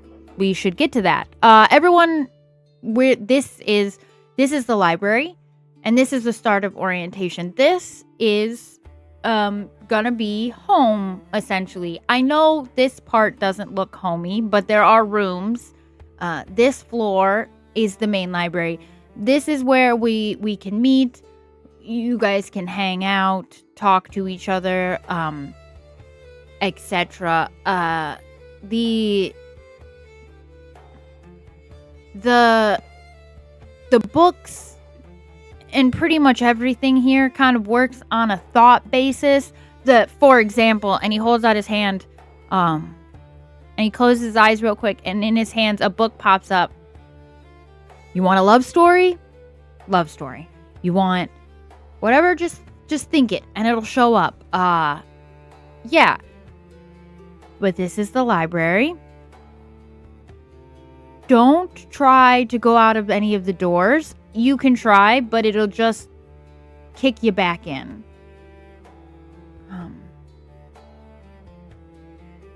Callie is like a kid in a candy store right now. She is wide-eyed Christmas morning, looking around everywhere. And she spots a book, kind of skips over a little bit and goes to reach up to grab it to the shelf, like just above her head. And then she thinks twice about it and kind of pulls her hand back. No. And then she pulls a hand out and kind of bent her brow and I think about it for a second, and it just kind of like pops into her hand. She's like, oh, okay. Maybe I won't get crushed this time. Oh yeah, none of these ones will fall on you. And perks of being dead, it can only happen once. So you're good. And as you're flipping through the books, now don't get too distracted, Callie, because there is more, including your bedrooms and dinner. Who's hungry? Is anybody hungry? I know that after a day, a good meal is what I find myself in need of. Why don't you all, and he like heads towards the stairs on the side. Why don't we go up to just come on.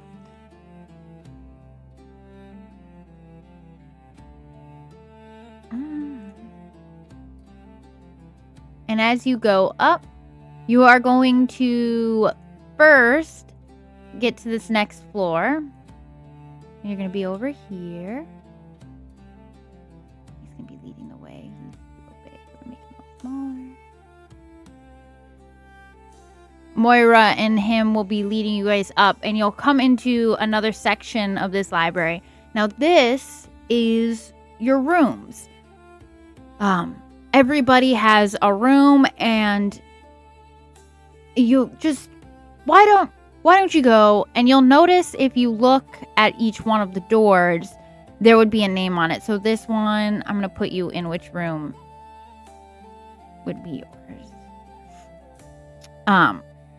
The doors have your initials carved neatly into them, so you know that this room is yours. And as you reach for the handle, when you enter, I had all of you, now this is above table, I had all of you come up with what your PC's perfect bedroom would be. And this is that. So I'm going to go through and let you kind of describe where your PC would feel most at home in, what they would feel most at home in. And since Rio does not know her backstory, I'm going to describe Rio's perfect bedroom for her so that she could see where she finds herself. But we're going to go ahead and start with Callie. So when Callie goes in, what does she find? Callie walks into the room and kind of takes a look around. It is a room filled with warm earth tones, very clean, very organized. There are even little cards on each shelf that label what should be on them. So one would say, books. There's a little card sticking out of like the desk drawer that says pen, whatever we're calling them. And what she notices is this rather large, ornate-looking desk. And she is in heaven. She kind of sits down in a wing-back chair. It's leather. She runs her hands along the armrest, kind of smiles, runs her hands along the edge of the desk, feels the wood grain under her fingers. She's very happy here. When you sit down in the chair, it's almost like it's already perfectly broken in, like you've sat in it 1,000 times, and it's still just right. The perfect comfort level. And you just kind of snuggle into your chair. And if it wasn't for the bed in this room, you wouldn't think it would be the mom.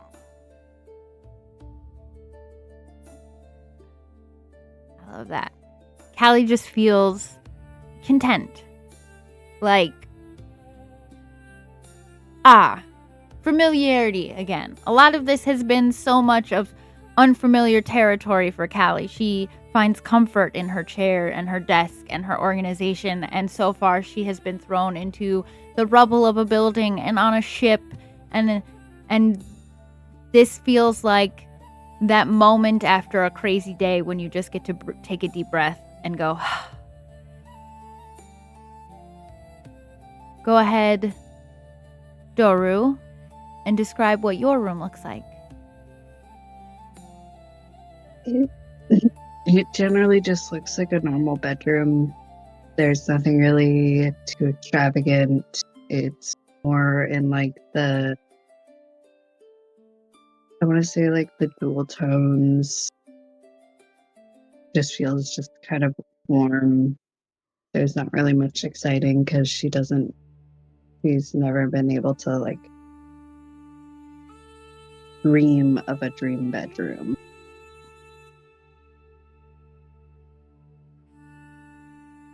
When you're in there, go ahead.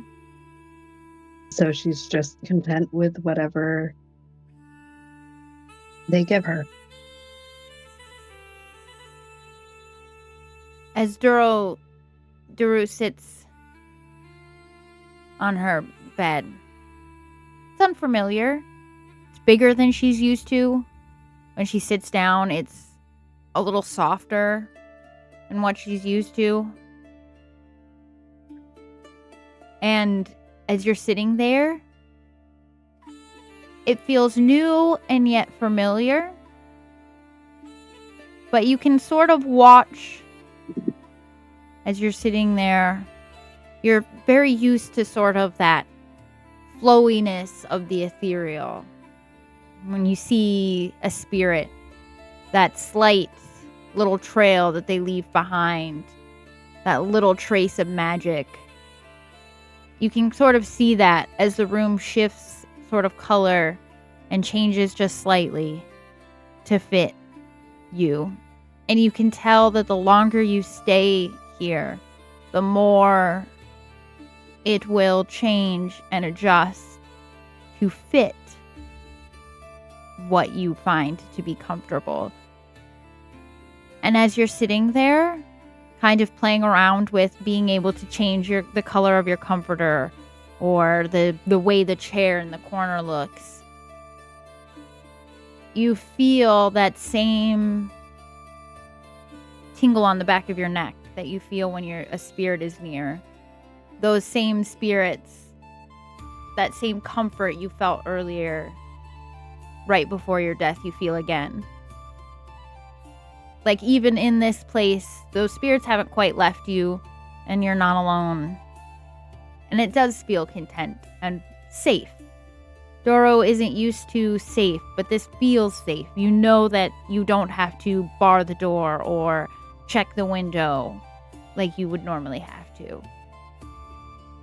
And as you're feeling that unfamiliar safety, we'll cut to Julius.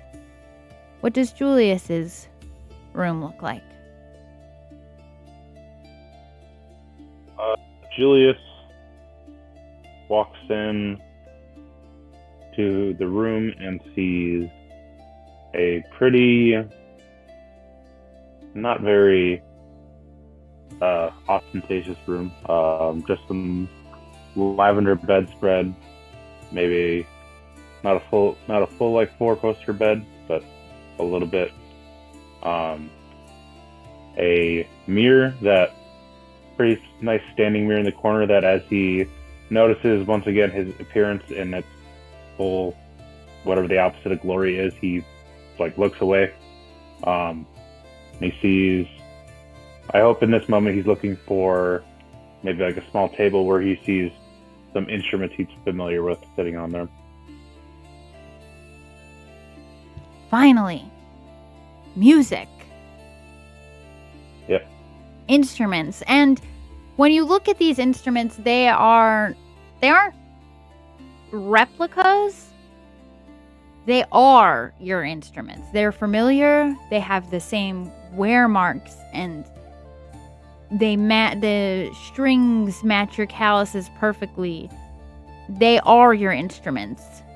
And it's like they have just been sitting here waiting for you to find your way to this little room.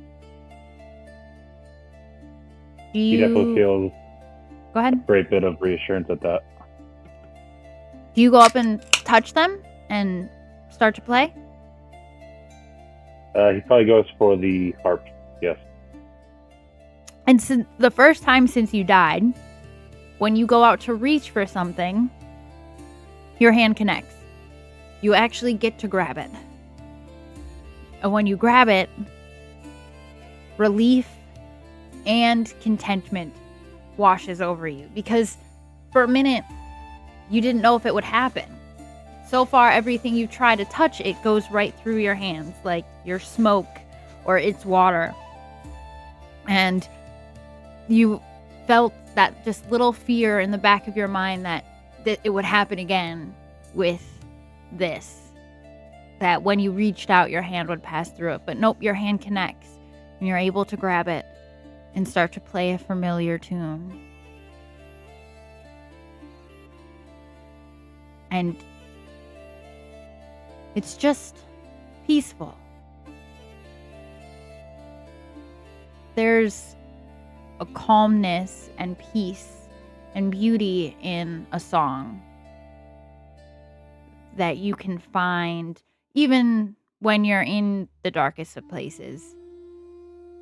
It can connect to you and express a little bit of how you're feeling. So I think your song is a mix of sad,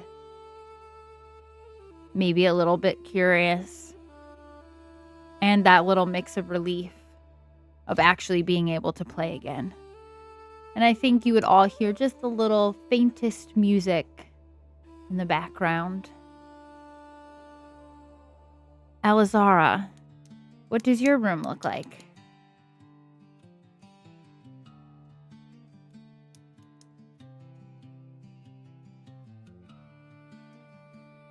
You're muted, just so you know.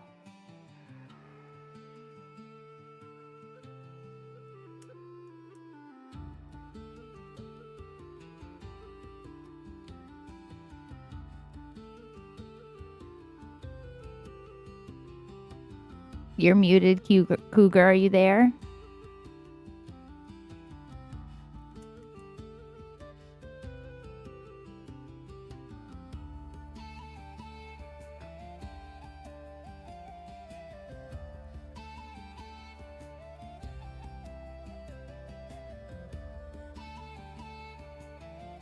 Okay, well, I don't know what happened to Cougar for a minute, but we'll cut to Rio for a second then.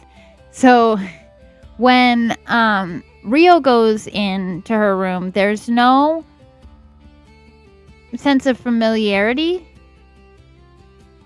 but it is like walking into just the cutest little forest fairy home you could think of.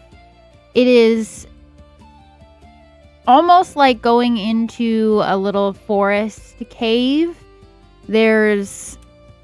The walls are made out of beautiful carved rock that has moss kind of woven through it, along with various different vines and leaves and things. The plants and everything all match the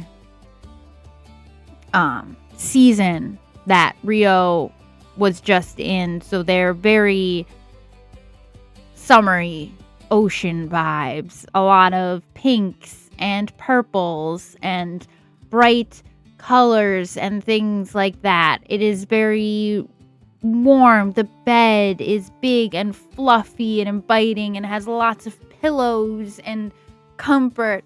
And though Rio does not recognize anything, this room feels familiar. And just so nice. Just all the colors. Rio doesn't know why, but she just loves this.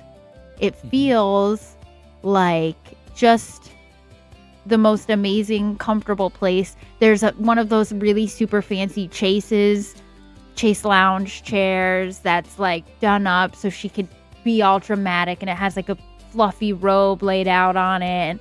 And there's a beautiful vanity where Rio could do makeup and things.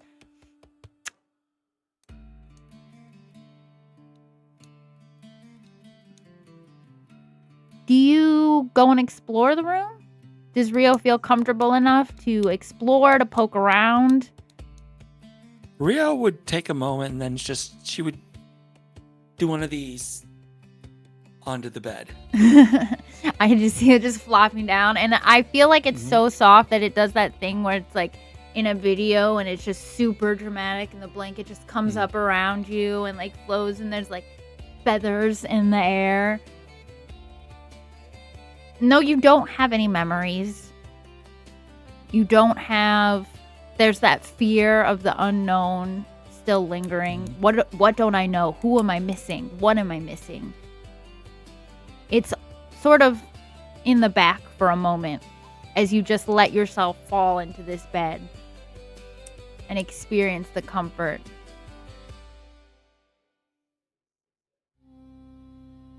You may not know anything. This place doesn't seem so bad. So far, the people you've met don't seem to be lying to you. Mm-hmm. They seem to want to help you. That one Chance, he seemed very concerned.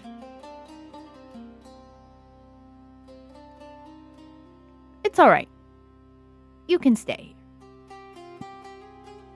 And then you go find the closet that's filled to the brim with just every dress you could think of. And then when you think of another dress, it's there when you turn around.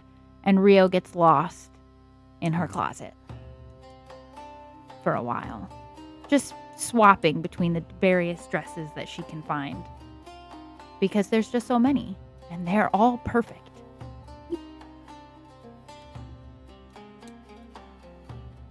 All right, Alizara, go ahead. What does your room look like?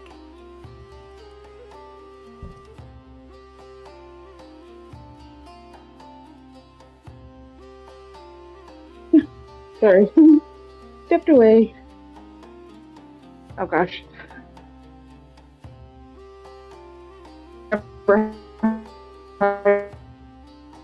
Me. There's probably like shelves for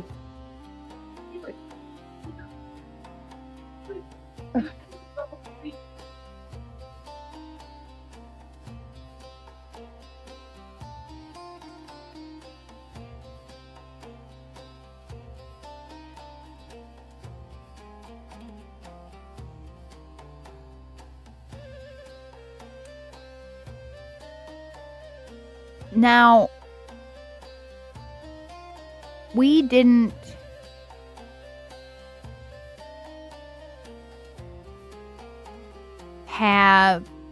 describe Alizara's sister, but we know she's there, and Alizara's room looks the way that she would like to have it.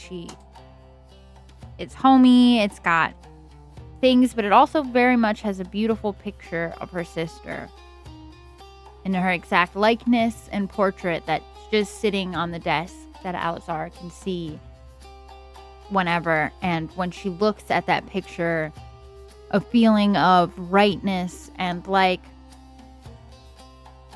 though they're not together, there is nothing wrong with this scenario. She is not unsafe.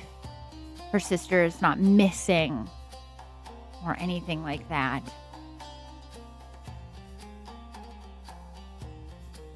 And I think she gets lost in just that grief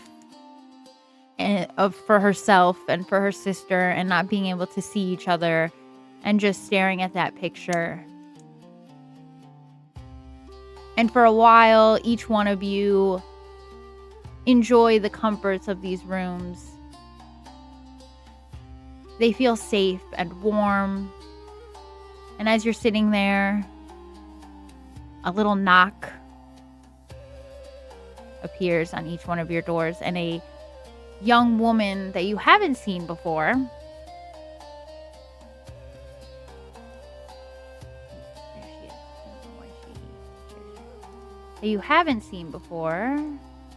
her big.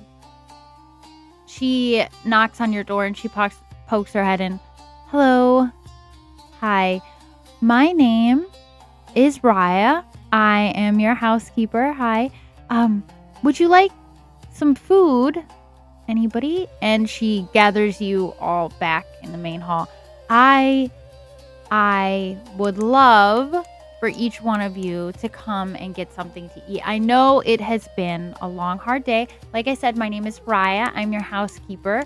I'm the one you find if you need, well, anything to do with here, really. I will make you food. I can get you books. I can help you find any clothing you need. I know some of you like teas. I know you, and she points to Callie. I know you like lists. I have all the ink and quill your little heart could ever desire. I will make sure your room is stocked. But yes, I'm here to make this place feel like home.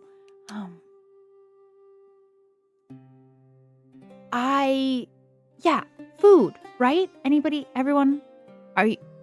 Come on. And she like waves you all up. And you will see on the other side, so you came up on the left side, You'll see on the other side there's another set of stairs, and if you were to head up,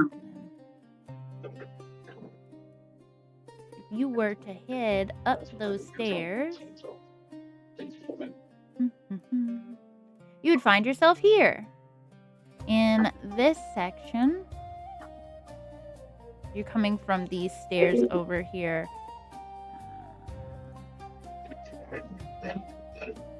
The stairs in the top. You'd see this dining room table that is perfectly set up. It's already got hot food on it. There's empty plates. There's enough chairs for everyone except for Moira and Raya to sit down, but they don't seem interested in sitting down. They're waving for all of you. Raya is coming and like pulling out each one of your chairs and like trying to get you into a chair. Sat down. Everyone just sit down, and so I prepared a little bit of what everyone's favorite is. So if it is your favorite, you will find it here. Please let me know if you need anything else. Just if you are missing anything, if you want, say you wanted a certain type of meat and I didn't have it, or if you wanted, say, a wine or something, just close your eyes and think about it for a while, and it should appear. Unless it's an unrealistic request, you can't ask for any swords or anything. But, yeah, that's basically how the food here works. Julius. That's your name, right? They gave me a list. I will remember it. Julius, what is your favorite food? He probably goes back in his mind and thinks for a minute. There was a nice lamb stew I remember having in a little inn on a rainy night in Candlekeep that I remember enjoying a lot. I would always, whenever I traveled to Candlekeep, I'd always stay there. As you look to her and describe it, you suddenly smell that exact stew, and then you look down at your plate and it's there. Exactly the way you remember it, and it smells just right. The seasonings are exactly right, and when you try it, it is that exact soup. See? Just like that, everyone. All you have to do is think about your favorite food, and it should just appear. Yeah, that's the gist of it. They told me one of you doesn't remember anything. I don't really... I'm going to be honest, I've never jumped over that hurdle before. That's a new one. So just close your eyes and hope for the best. Right? It's magic. It should just work out, right? She's like rubbing her hands together like, please let this work out. This is the one. This isn't like you're supposed to get food. Does Rio take her advice? Does she close her eyes and try and think about a food? He thinks about pancakes. For some reason. It just pops into her head. The fluffiest pancakes with just the right amount of syrup. Pre-buttered, just the way you like them, with a little bit of steam coming off appear. And your mouth just begins to water. You don't know why, but gosh, does that look good. And you just dive into the plate. Mm-hmm. Now, Callie, Duru, and Alizara, as you're seeing this, do you guys think about your favorite foods as well? Mm-hmm. So each one of those would pop up. Callie, go ahead and describe what pops up for you. Allie kind of takes a minute, thinks about it, and a steaming mug of tea with a little honey stir stick appears in front of her, and she kind of scoops it up. And then next to it is a very creamy chicken and vegetable soup or stew, probably closer to a stew with a nice chunk of rustic bread. And she just kind of takes a big sniff. Oh yeah, this is what I used to eat when I came home late from the temple. They always made me work late. If I was youngest or just too stupid to stay, no. Maybe they knew that the shelves could collapse at any minute. Yeah. They do that, don't they? They're like, oh, you're young. You can just do all the extra work and then you're 6 feet under and nobody cares. It's fine. It's fine. You know what, Callie? Me and you will be fine. Raya just comes up and she's like patting your shoulder. I understand on people not valuing your work. Yeah. But we value you. It was easier, right? Like, if I just did it, then I didn't have to fix it the next day. But maybe if we had done it together, then I wouldn't have had to stay late so many times. Yeah. Well, you know what? We're going to work on saying no together, right? That's a big word. No. Very scary, a little intimidating, but we can do it. Oh no, I couldn't say no. That just couldn't. Well, yeah. That's fine. We'll figure it out together. This chicken looks amazing, by the way. You're gonna have to make some for me later too. It smells delicious. 10 out of 10. Duro, what are you working on over there? What do you got? So she thinks about something that's just really comforting to her, and these perfectly round meatballs covered in this kind of like Spanish gravy with a side of the most garlicky mashed potatoes appears, and a mug of like this most perfect mead appears, and she just takes like this big inhale, sighs, and you can kind of see that like her body starts to relax a bit more.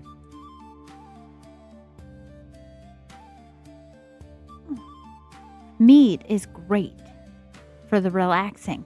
Just gets the shoulders nice and loose, doesn't it? That isn't that. You know, I think I've been to that market that has that mead, and they get the best grain. Those little, I don't know where they get them from. So good. 10 out of 10. Good choice.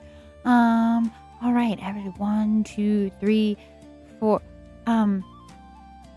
Alizara, dear, you don't have anything on your plate. I did explain how you do it, right? Just think about your favorite food. It'll show up. She'll think back to her family dinners at night with her parents and her sister, when they always at the end of the day would always get together and just talk about what they did and just spend time. And this creamy like pasta dish will appear with like bits of bacon in it, and it's got this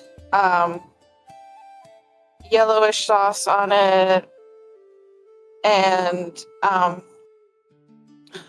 some nice like bread with butter will be next to it, and then this hot drink like hot that smells like chocolate will be steaming next to it, and she'll just smile a little bit and kind of slowly take that first bite as she thinks about her sister and missing her sister and where her parents are. Hot chocolate will really soothe the soul. That is a good choice, Alizara. Anyways, Raya is my name. You can find me around anywhere in the library. I live on the 4th floor, but I'm here all the time. Just scream real loud. I can hear you.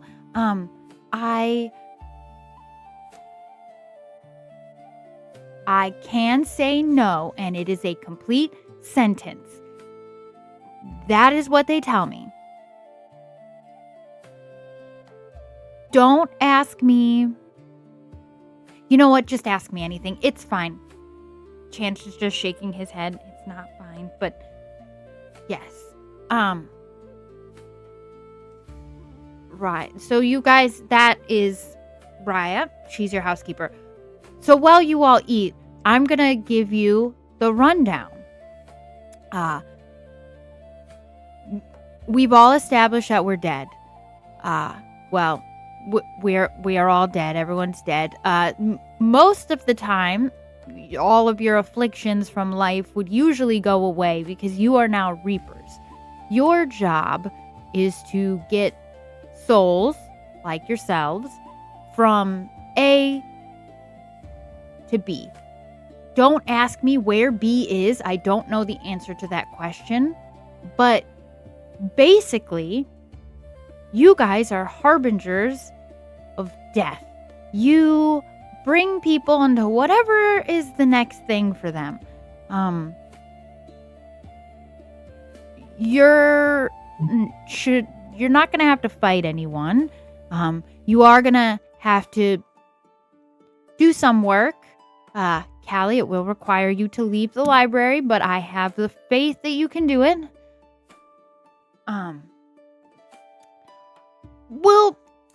Reaping requires hands-on training, so that part we will train together on.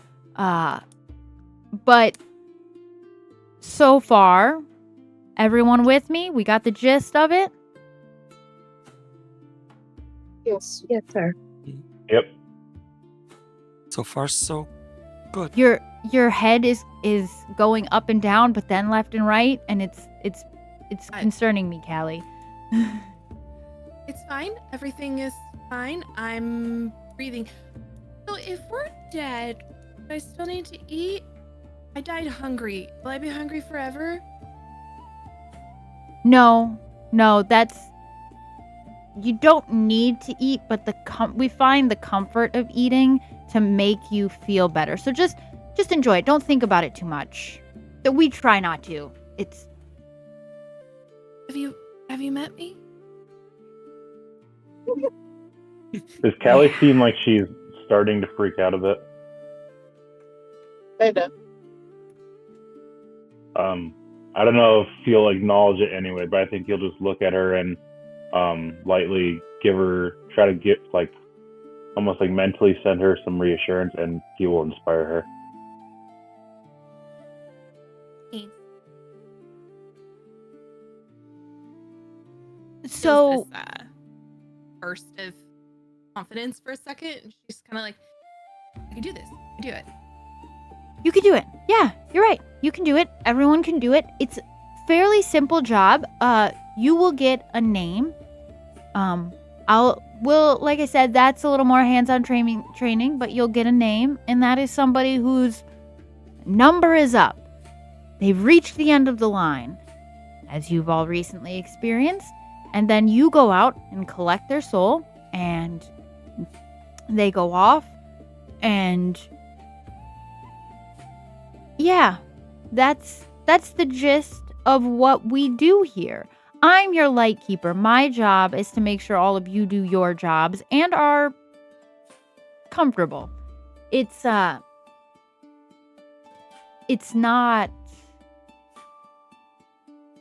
straightforward, but also you're dead and trauma. So I'm here to support all of you. I'll go on reaps with you. I'll help you out where you need it. I can be a listening ear when you need that too. I don't handle crying that well, but I'm working on it. Moira says I have very bad, like, girl dad energy when it comes to crying. I don't know what that means, but I believe her. She's much smarter than me. Don't tell her I said that. And she's off in the corner like, I can hear you. It's fine. And I already knew. But yes. I'm definitely more the one you can come to for crying. But I'm Moira. I am your bookkeeper. It is my job to give you the names. I get a list of names, and I will give those names to all of you, and you will reap them. No, I don't know where the list of names comes from. No, I don't decide the list of names. I just give you the magical paper. And yes, I'm basically a glorified librarian. Anybody have any more questions for me? No, ma'am. So I had this idea about a chart. I saw that list. Did you give Chance the list? Can we talk about that later? I have some. Yes? She just looks to Chance like, charts? And he's like, oh, yeah, you're gonna have fun. She's very sneaky. Just watch out. She'll just be there all of a sudden. It was very fast. She likes lists. She just smiles. I think that'll be great, Callie. We've got all the time in the foreseeable future, so we can make charts. That actually does sound... I don't know why I've never thought of that before. Huh. And now she's just lost in thought. Raya, the young woman that you saw earlier, she is the housekeeper. She'll clean up, help out, cook food, wash clothes, mend things. Callie, you might deeply understand this, but Raya doesn't know how to say no to things. And our last group of Reapers were a little exploitative. They would ask her to do a lot of things. We're trying to teach her that no is a complete sentence. So if you could all work on me with that, that'd be great. We're all in this together, right, guys? We're a team. Raya is here to help. She doesn't clean up your puke stains after you've drank that whole bottle of mead because you died. You got to clean that up yourself. Sounds fair. I appreciate that, More Rio. than fair.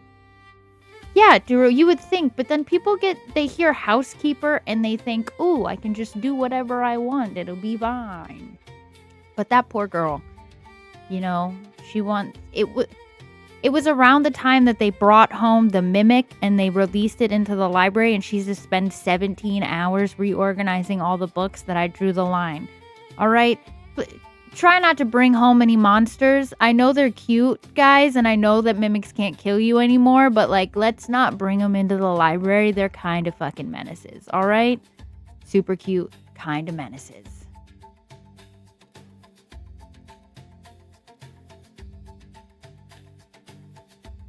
Glad we could all agree on that. Housekeeper. Your trainer will be here later. Yeah, that's the gist of it. This is your home, the library, as I affectionately call it. I have one ask. If you could collect me all books. I love books, and I'm always adding to all of our shelves here.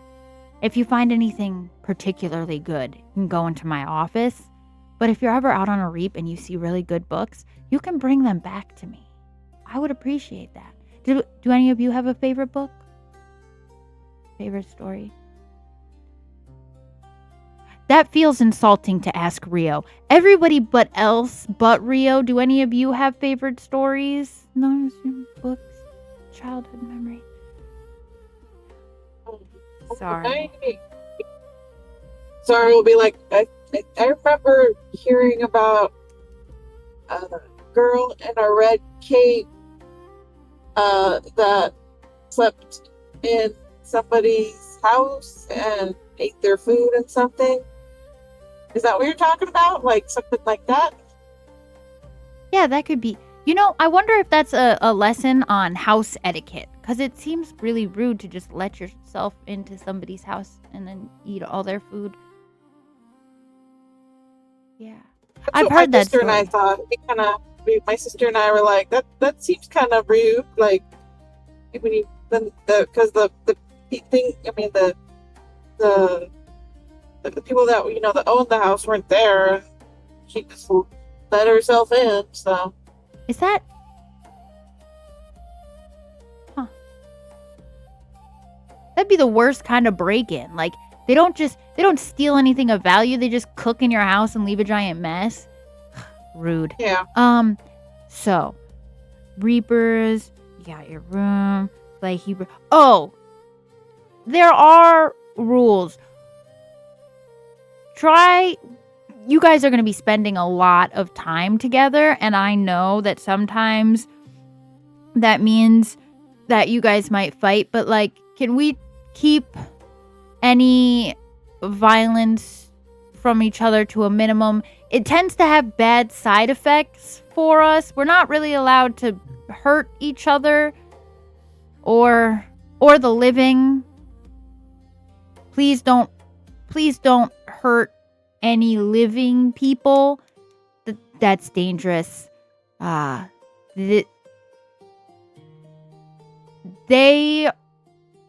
only living we mess with are the living that we are gonna reap.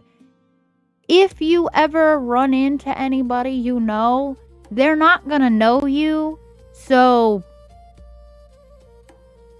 that just seems like emotional damage you don't need to put yourself through. And I like all of you guys so far, so I don't... That's okay, because I don't think I would know them either.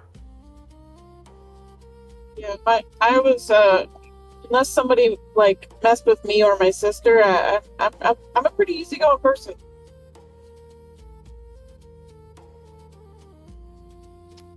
That's good.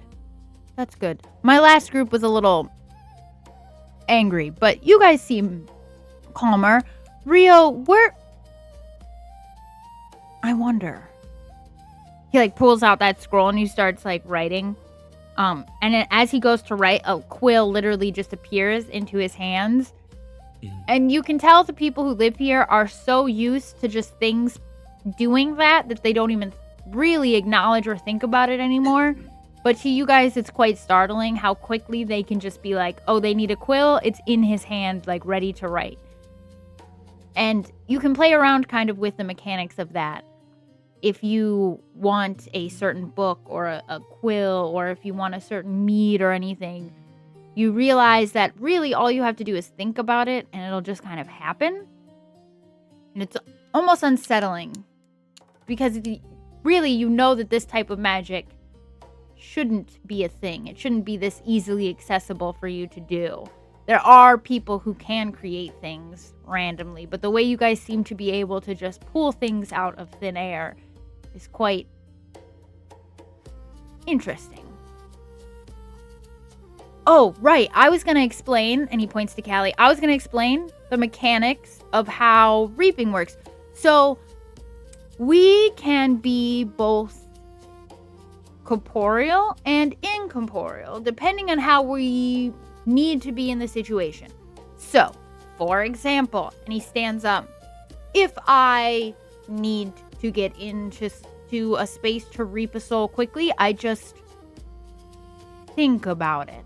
And he walks through the table and like through you guys sitting there. And then if I need to touch things, I just think about how I can. And he'll like pick up a glass.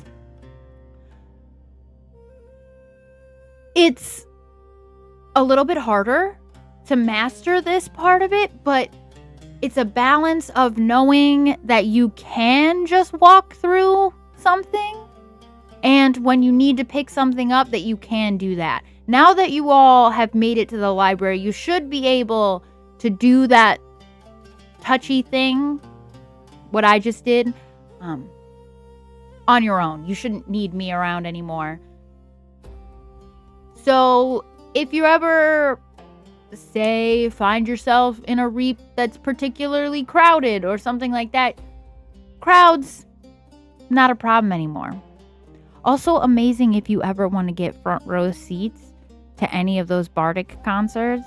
I mean, damn, some of those bards are so good. You don't have to wait in line. You could just go right through them. It's amazing.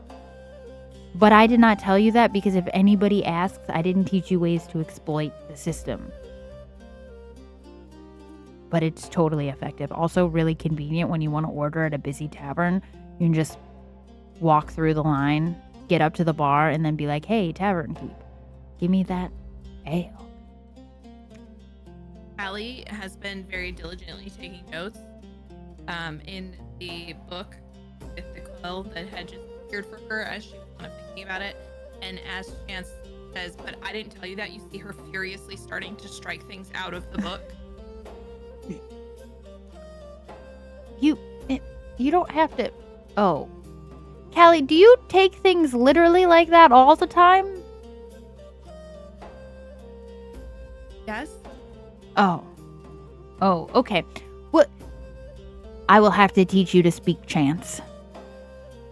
You see her starting to write. She's like, don't exploit system, speak Chance.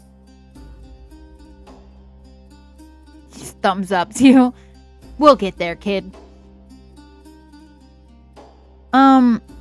Anybody got any questions for me so far? This is all pretty straightforward. The reaping part is pretty hands-on, but I like to give you at least a day or two to get settled before I start actually making you work.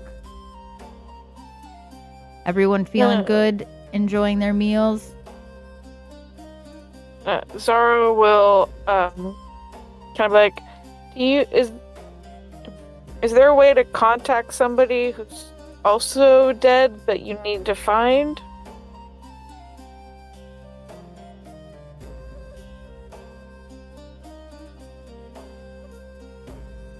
As far as I know, there is not. We are unable to contact both living and deceased people. Everyone here has connections to life in some way, or other connections to death. I can say that you will see your sister again, but you cannot contact her for now.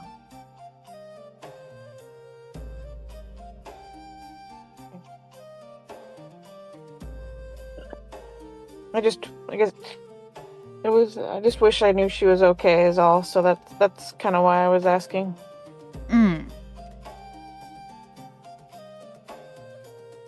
Unless, well, I never met your sister, so I don't know if she was making deals with devils or anything like that, but generally I find that if people were at least not terrible beings, death is pretty across the board peaceful for everyone. So wherever she is, I'm sure it's fine, much like yourself.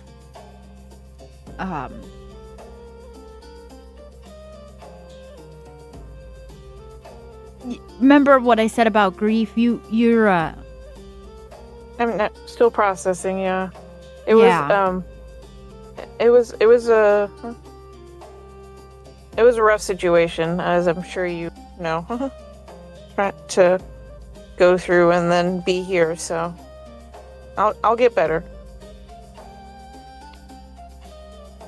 Yes, we'll all work together on that. You all, I will say, are handling death very well so far. I'm self-admittedly, I was a little worried at first, but you guys seem to be doing all right.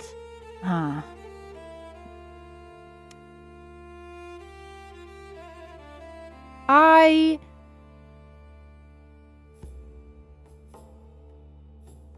have to figure her, and he points to Rio, out.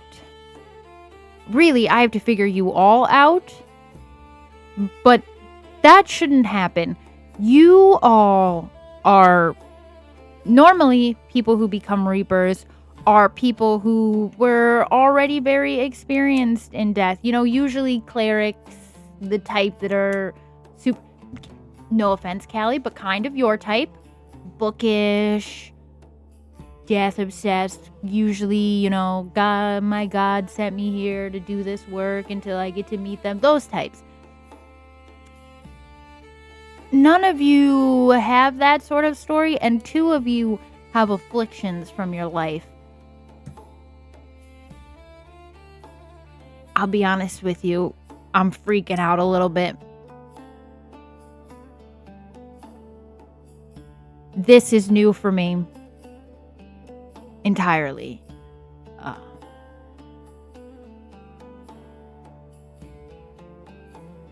Rio, I want you to know that I want to help you.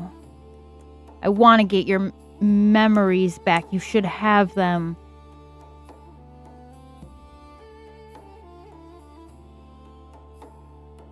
If any of you wanted to make an insight check on him, you can, including you, Rio, to see if he's being truthful about actually wanting to help Rio.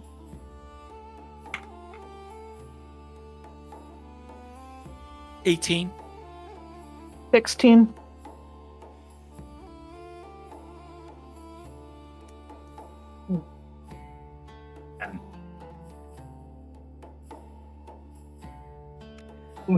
Seven. If Kelly wants a higher roll, don't forget you have a D6 inspiration as well.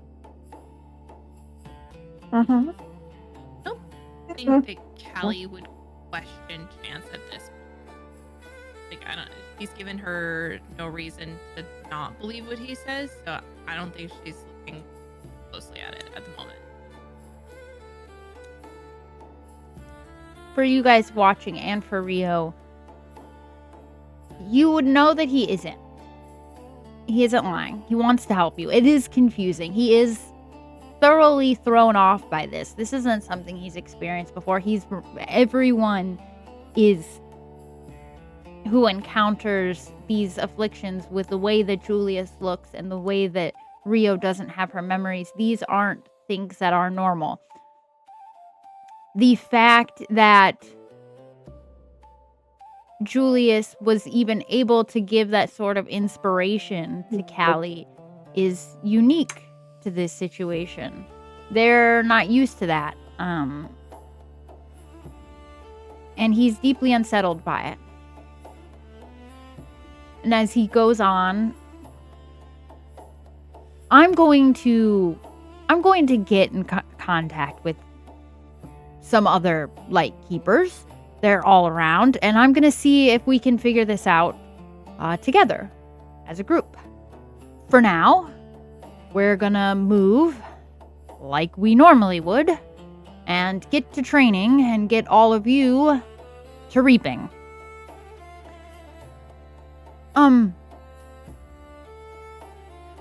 Do any of you know magic perchance? Anybody? Did any of you cast a spell? In life, yeah. I haven't really had a chance to try now, so. Right. Maybe? Sure.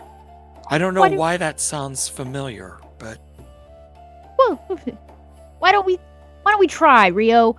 I saw you throw some fire earlier. You wanna, and he, closes his eyes, and when he opens them again, a large target appears a little bit off from the dining room in that open space.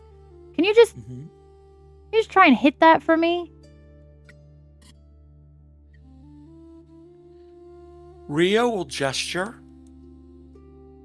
but instead of fire coming out, a bolt of radiant energy will emanate from her hand and hit the target.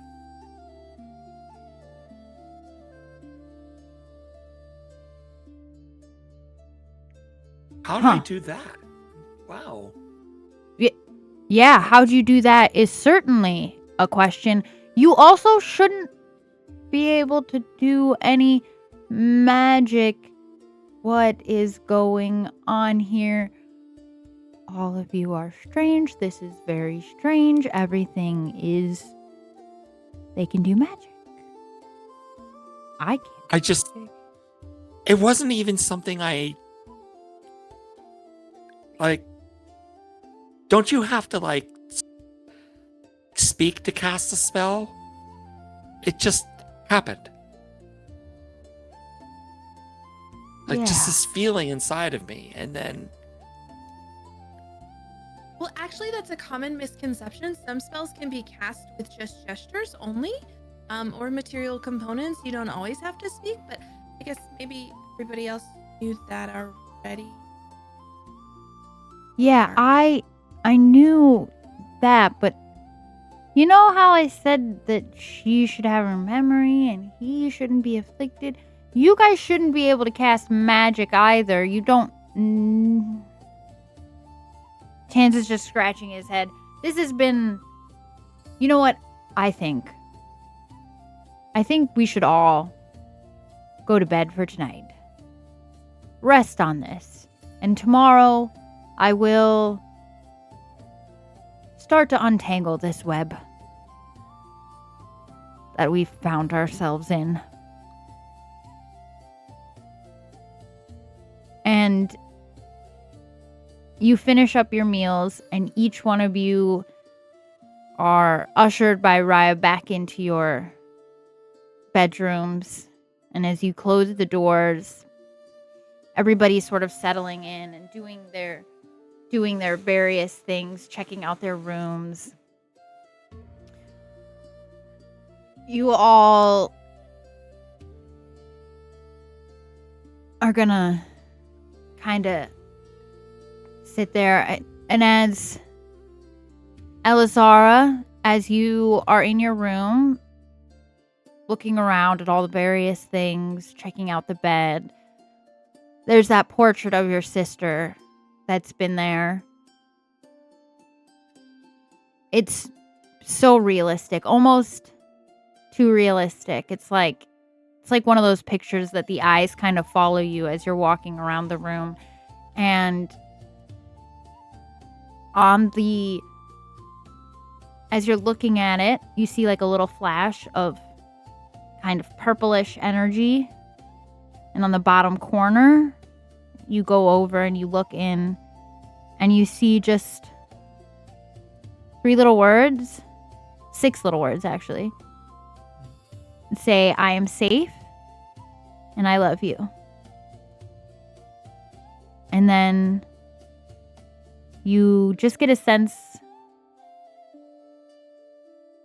that you know this handwriting and you know that's from your sister. It's on her portrait, a little message. And as you read it, you know that those words, she means them. She is safe and she does love you.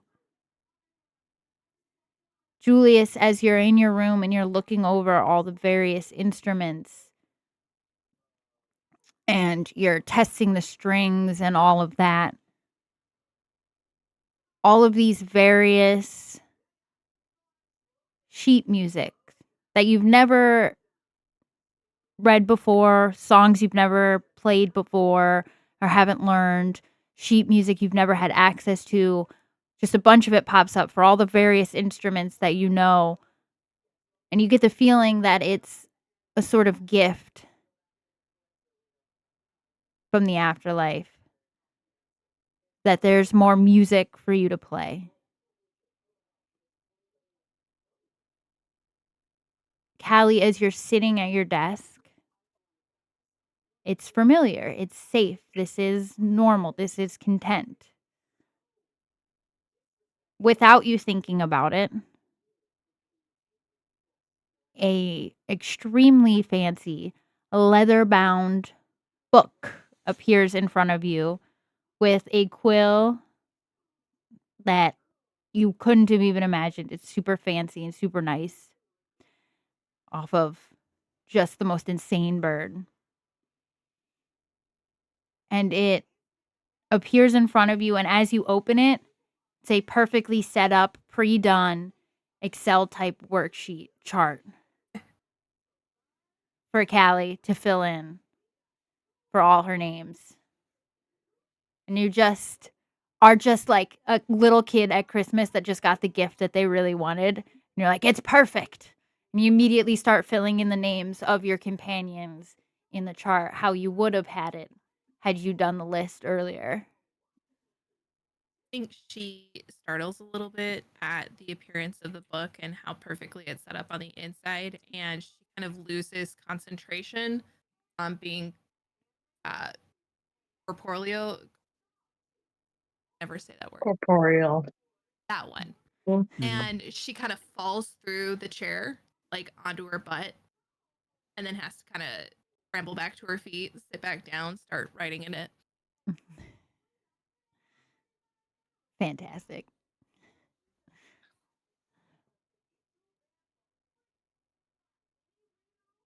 Doru, you aren't used to a room like this. This is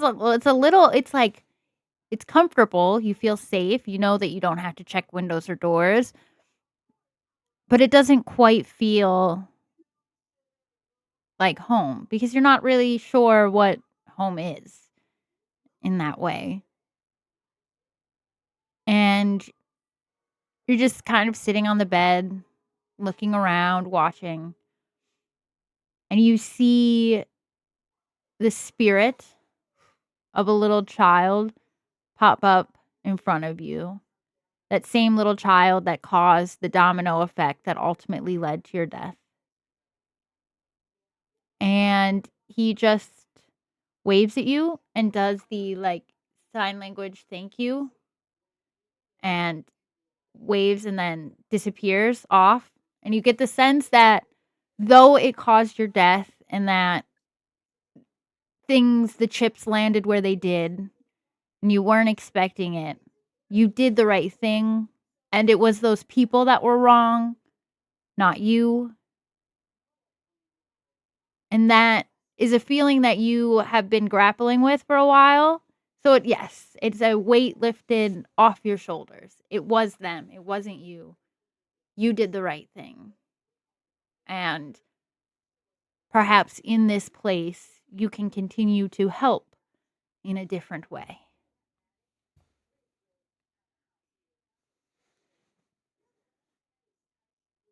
And then for Rio, our darling little amnesiac fairy who's flitting around her room with no real sense of purpose. She doesn't know what purpose she would have, but she likes this place. It's fluffy and bright and colorful, everything she loves, or she feels like she loves.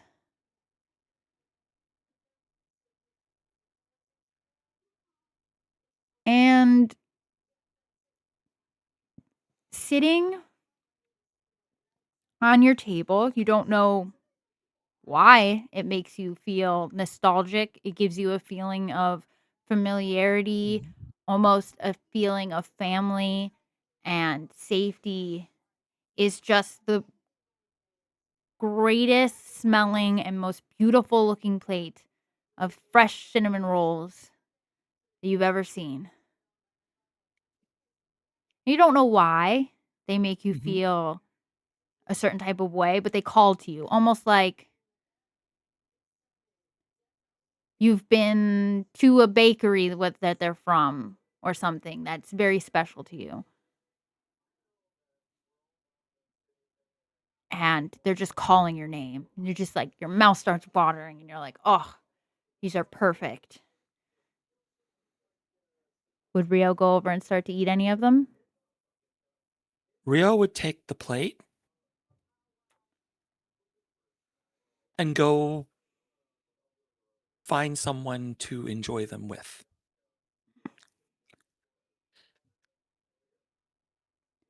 You can pick whichever.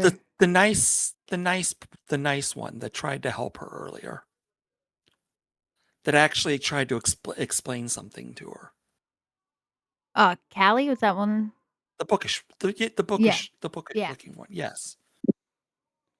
So during your writing, your frantic writing, Mhm. making the list that you saw Chance reading much better, in your opinion. Much more organized, much more detailed. You hear just the slightest little knock on your door.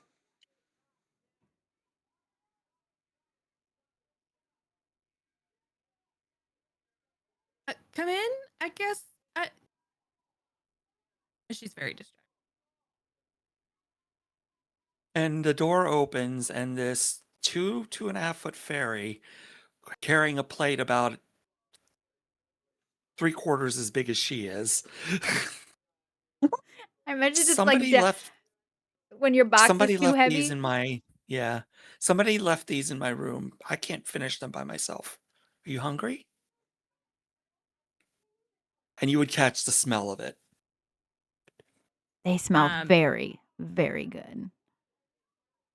She stops eating or stops writing for a second, kind of looks up. Are those cinnamon rolls? They smelled if that's what they're called, that's the perfect name for them because they smell delicious.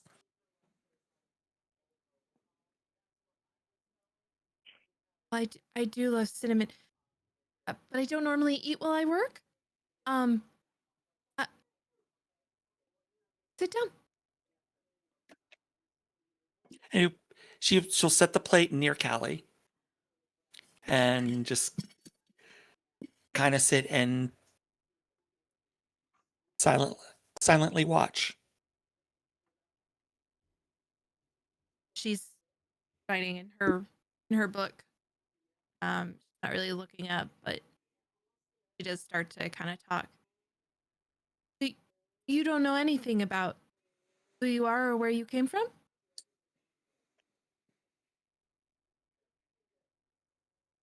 As I sit and think about it, I feel like light has something to do with it. That light is part of the core of my being. But beyond that, and she kind of glances up. Well, you're the cleric paladin for Lathander, right? she looks down at the holy symbol that's on her clothes. Is that Lathander? That's who that is? Yeah. You wander around with the god symbols on your clothes. You think... Oh, right, Aboleth. Yep,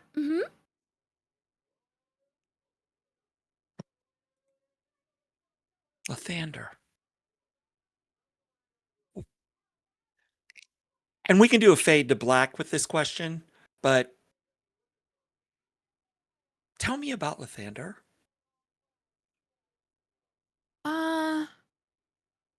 Morning, Lord, God of the dawn, hope, new beginnings. Very popular at funerals. And I think with that, that's where we will end our first session. And we'll pick up next time with your guys' first reap and training. Yay! Yay! Thank you for playing along, Abel. I appreciate you. No problem. Thank you guys. And thanks everyone watching. I had fun. I hope you guys had fun. And I hope if you're watching, you come back for more. We'll be back in not next week, but the week after. So what's that? The 21st. The 21st. The 21st. We will be back for more. And these guys will get to start reaping people. And we're going to be doing stuff. But yes, Yay. so I'm Great going job, to Sam. end Thanks this. for having us. Yes, Sam, Yes. excellent work. Thank This you. this was amazing. Yes, thanks. But we'll say bye to everyone on Twitch and then we'll do stars and wishes. Have a good night, people on Twitch. Bye. Bye. Good night. Bye.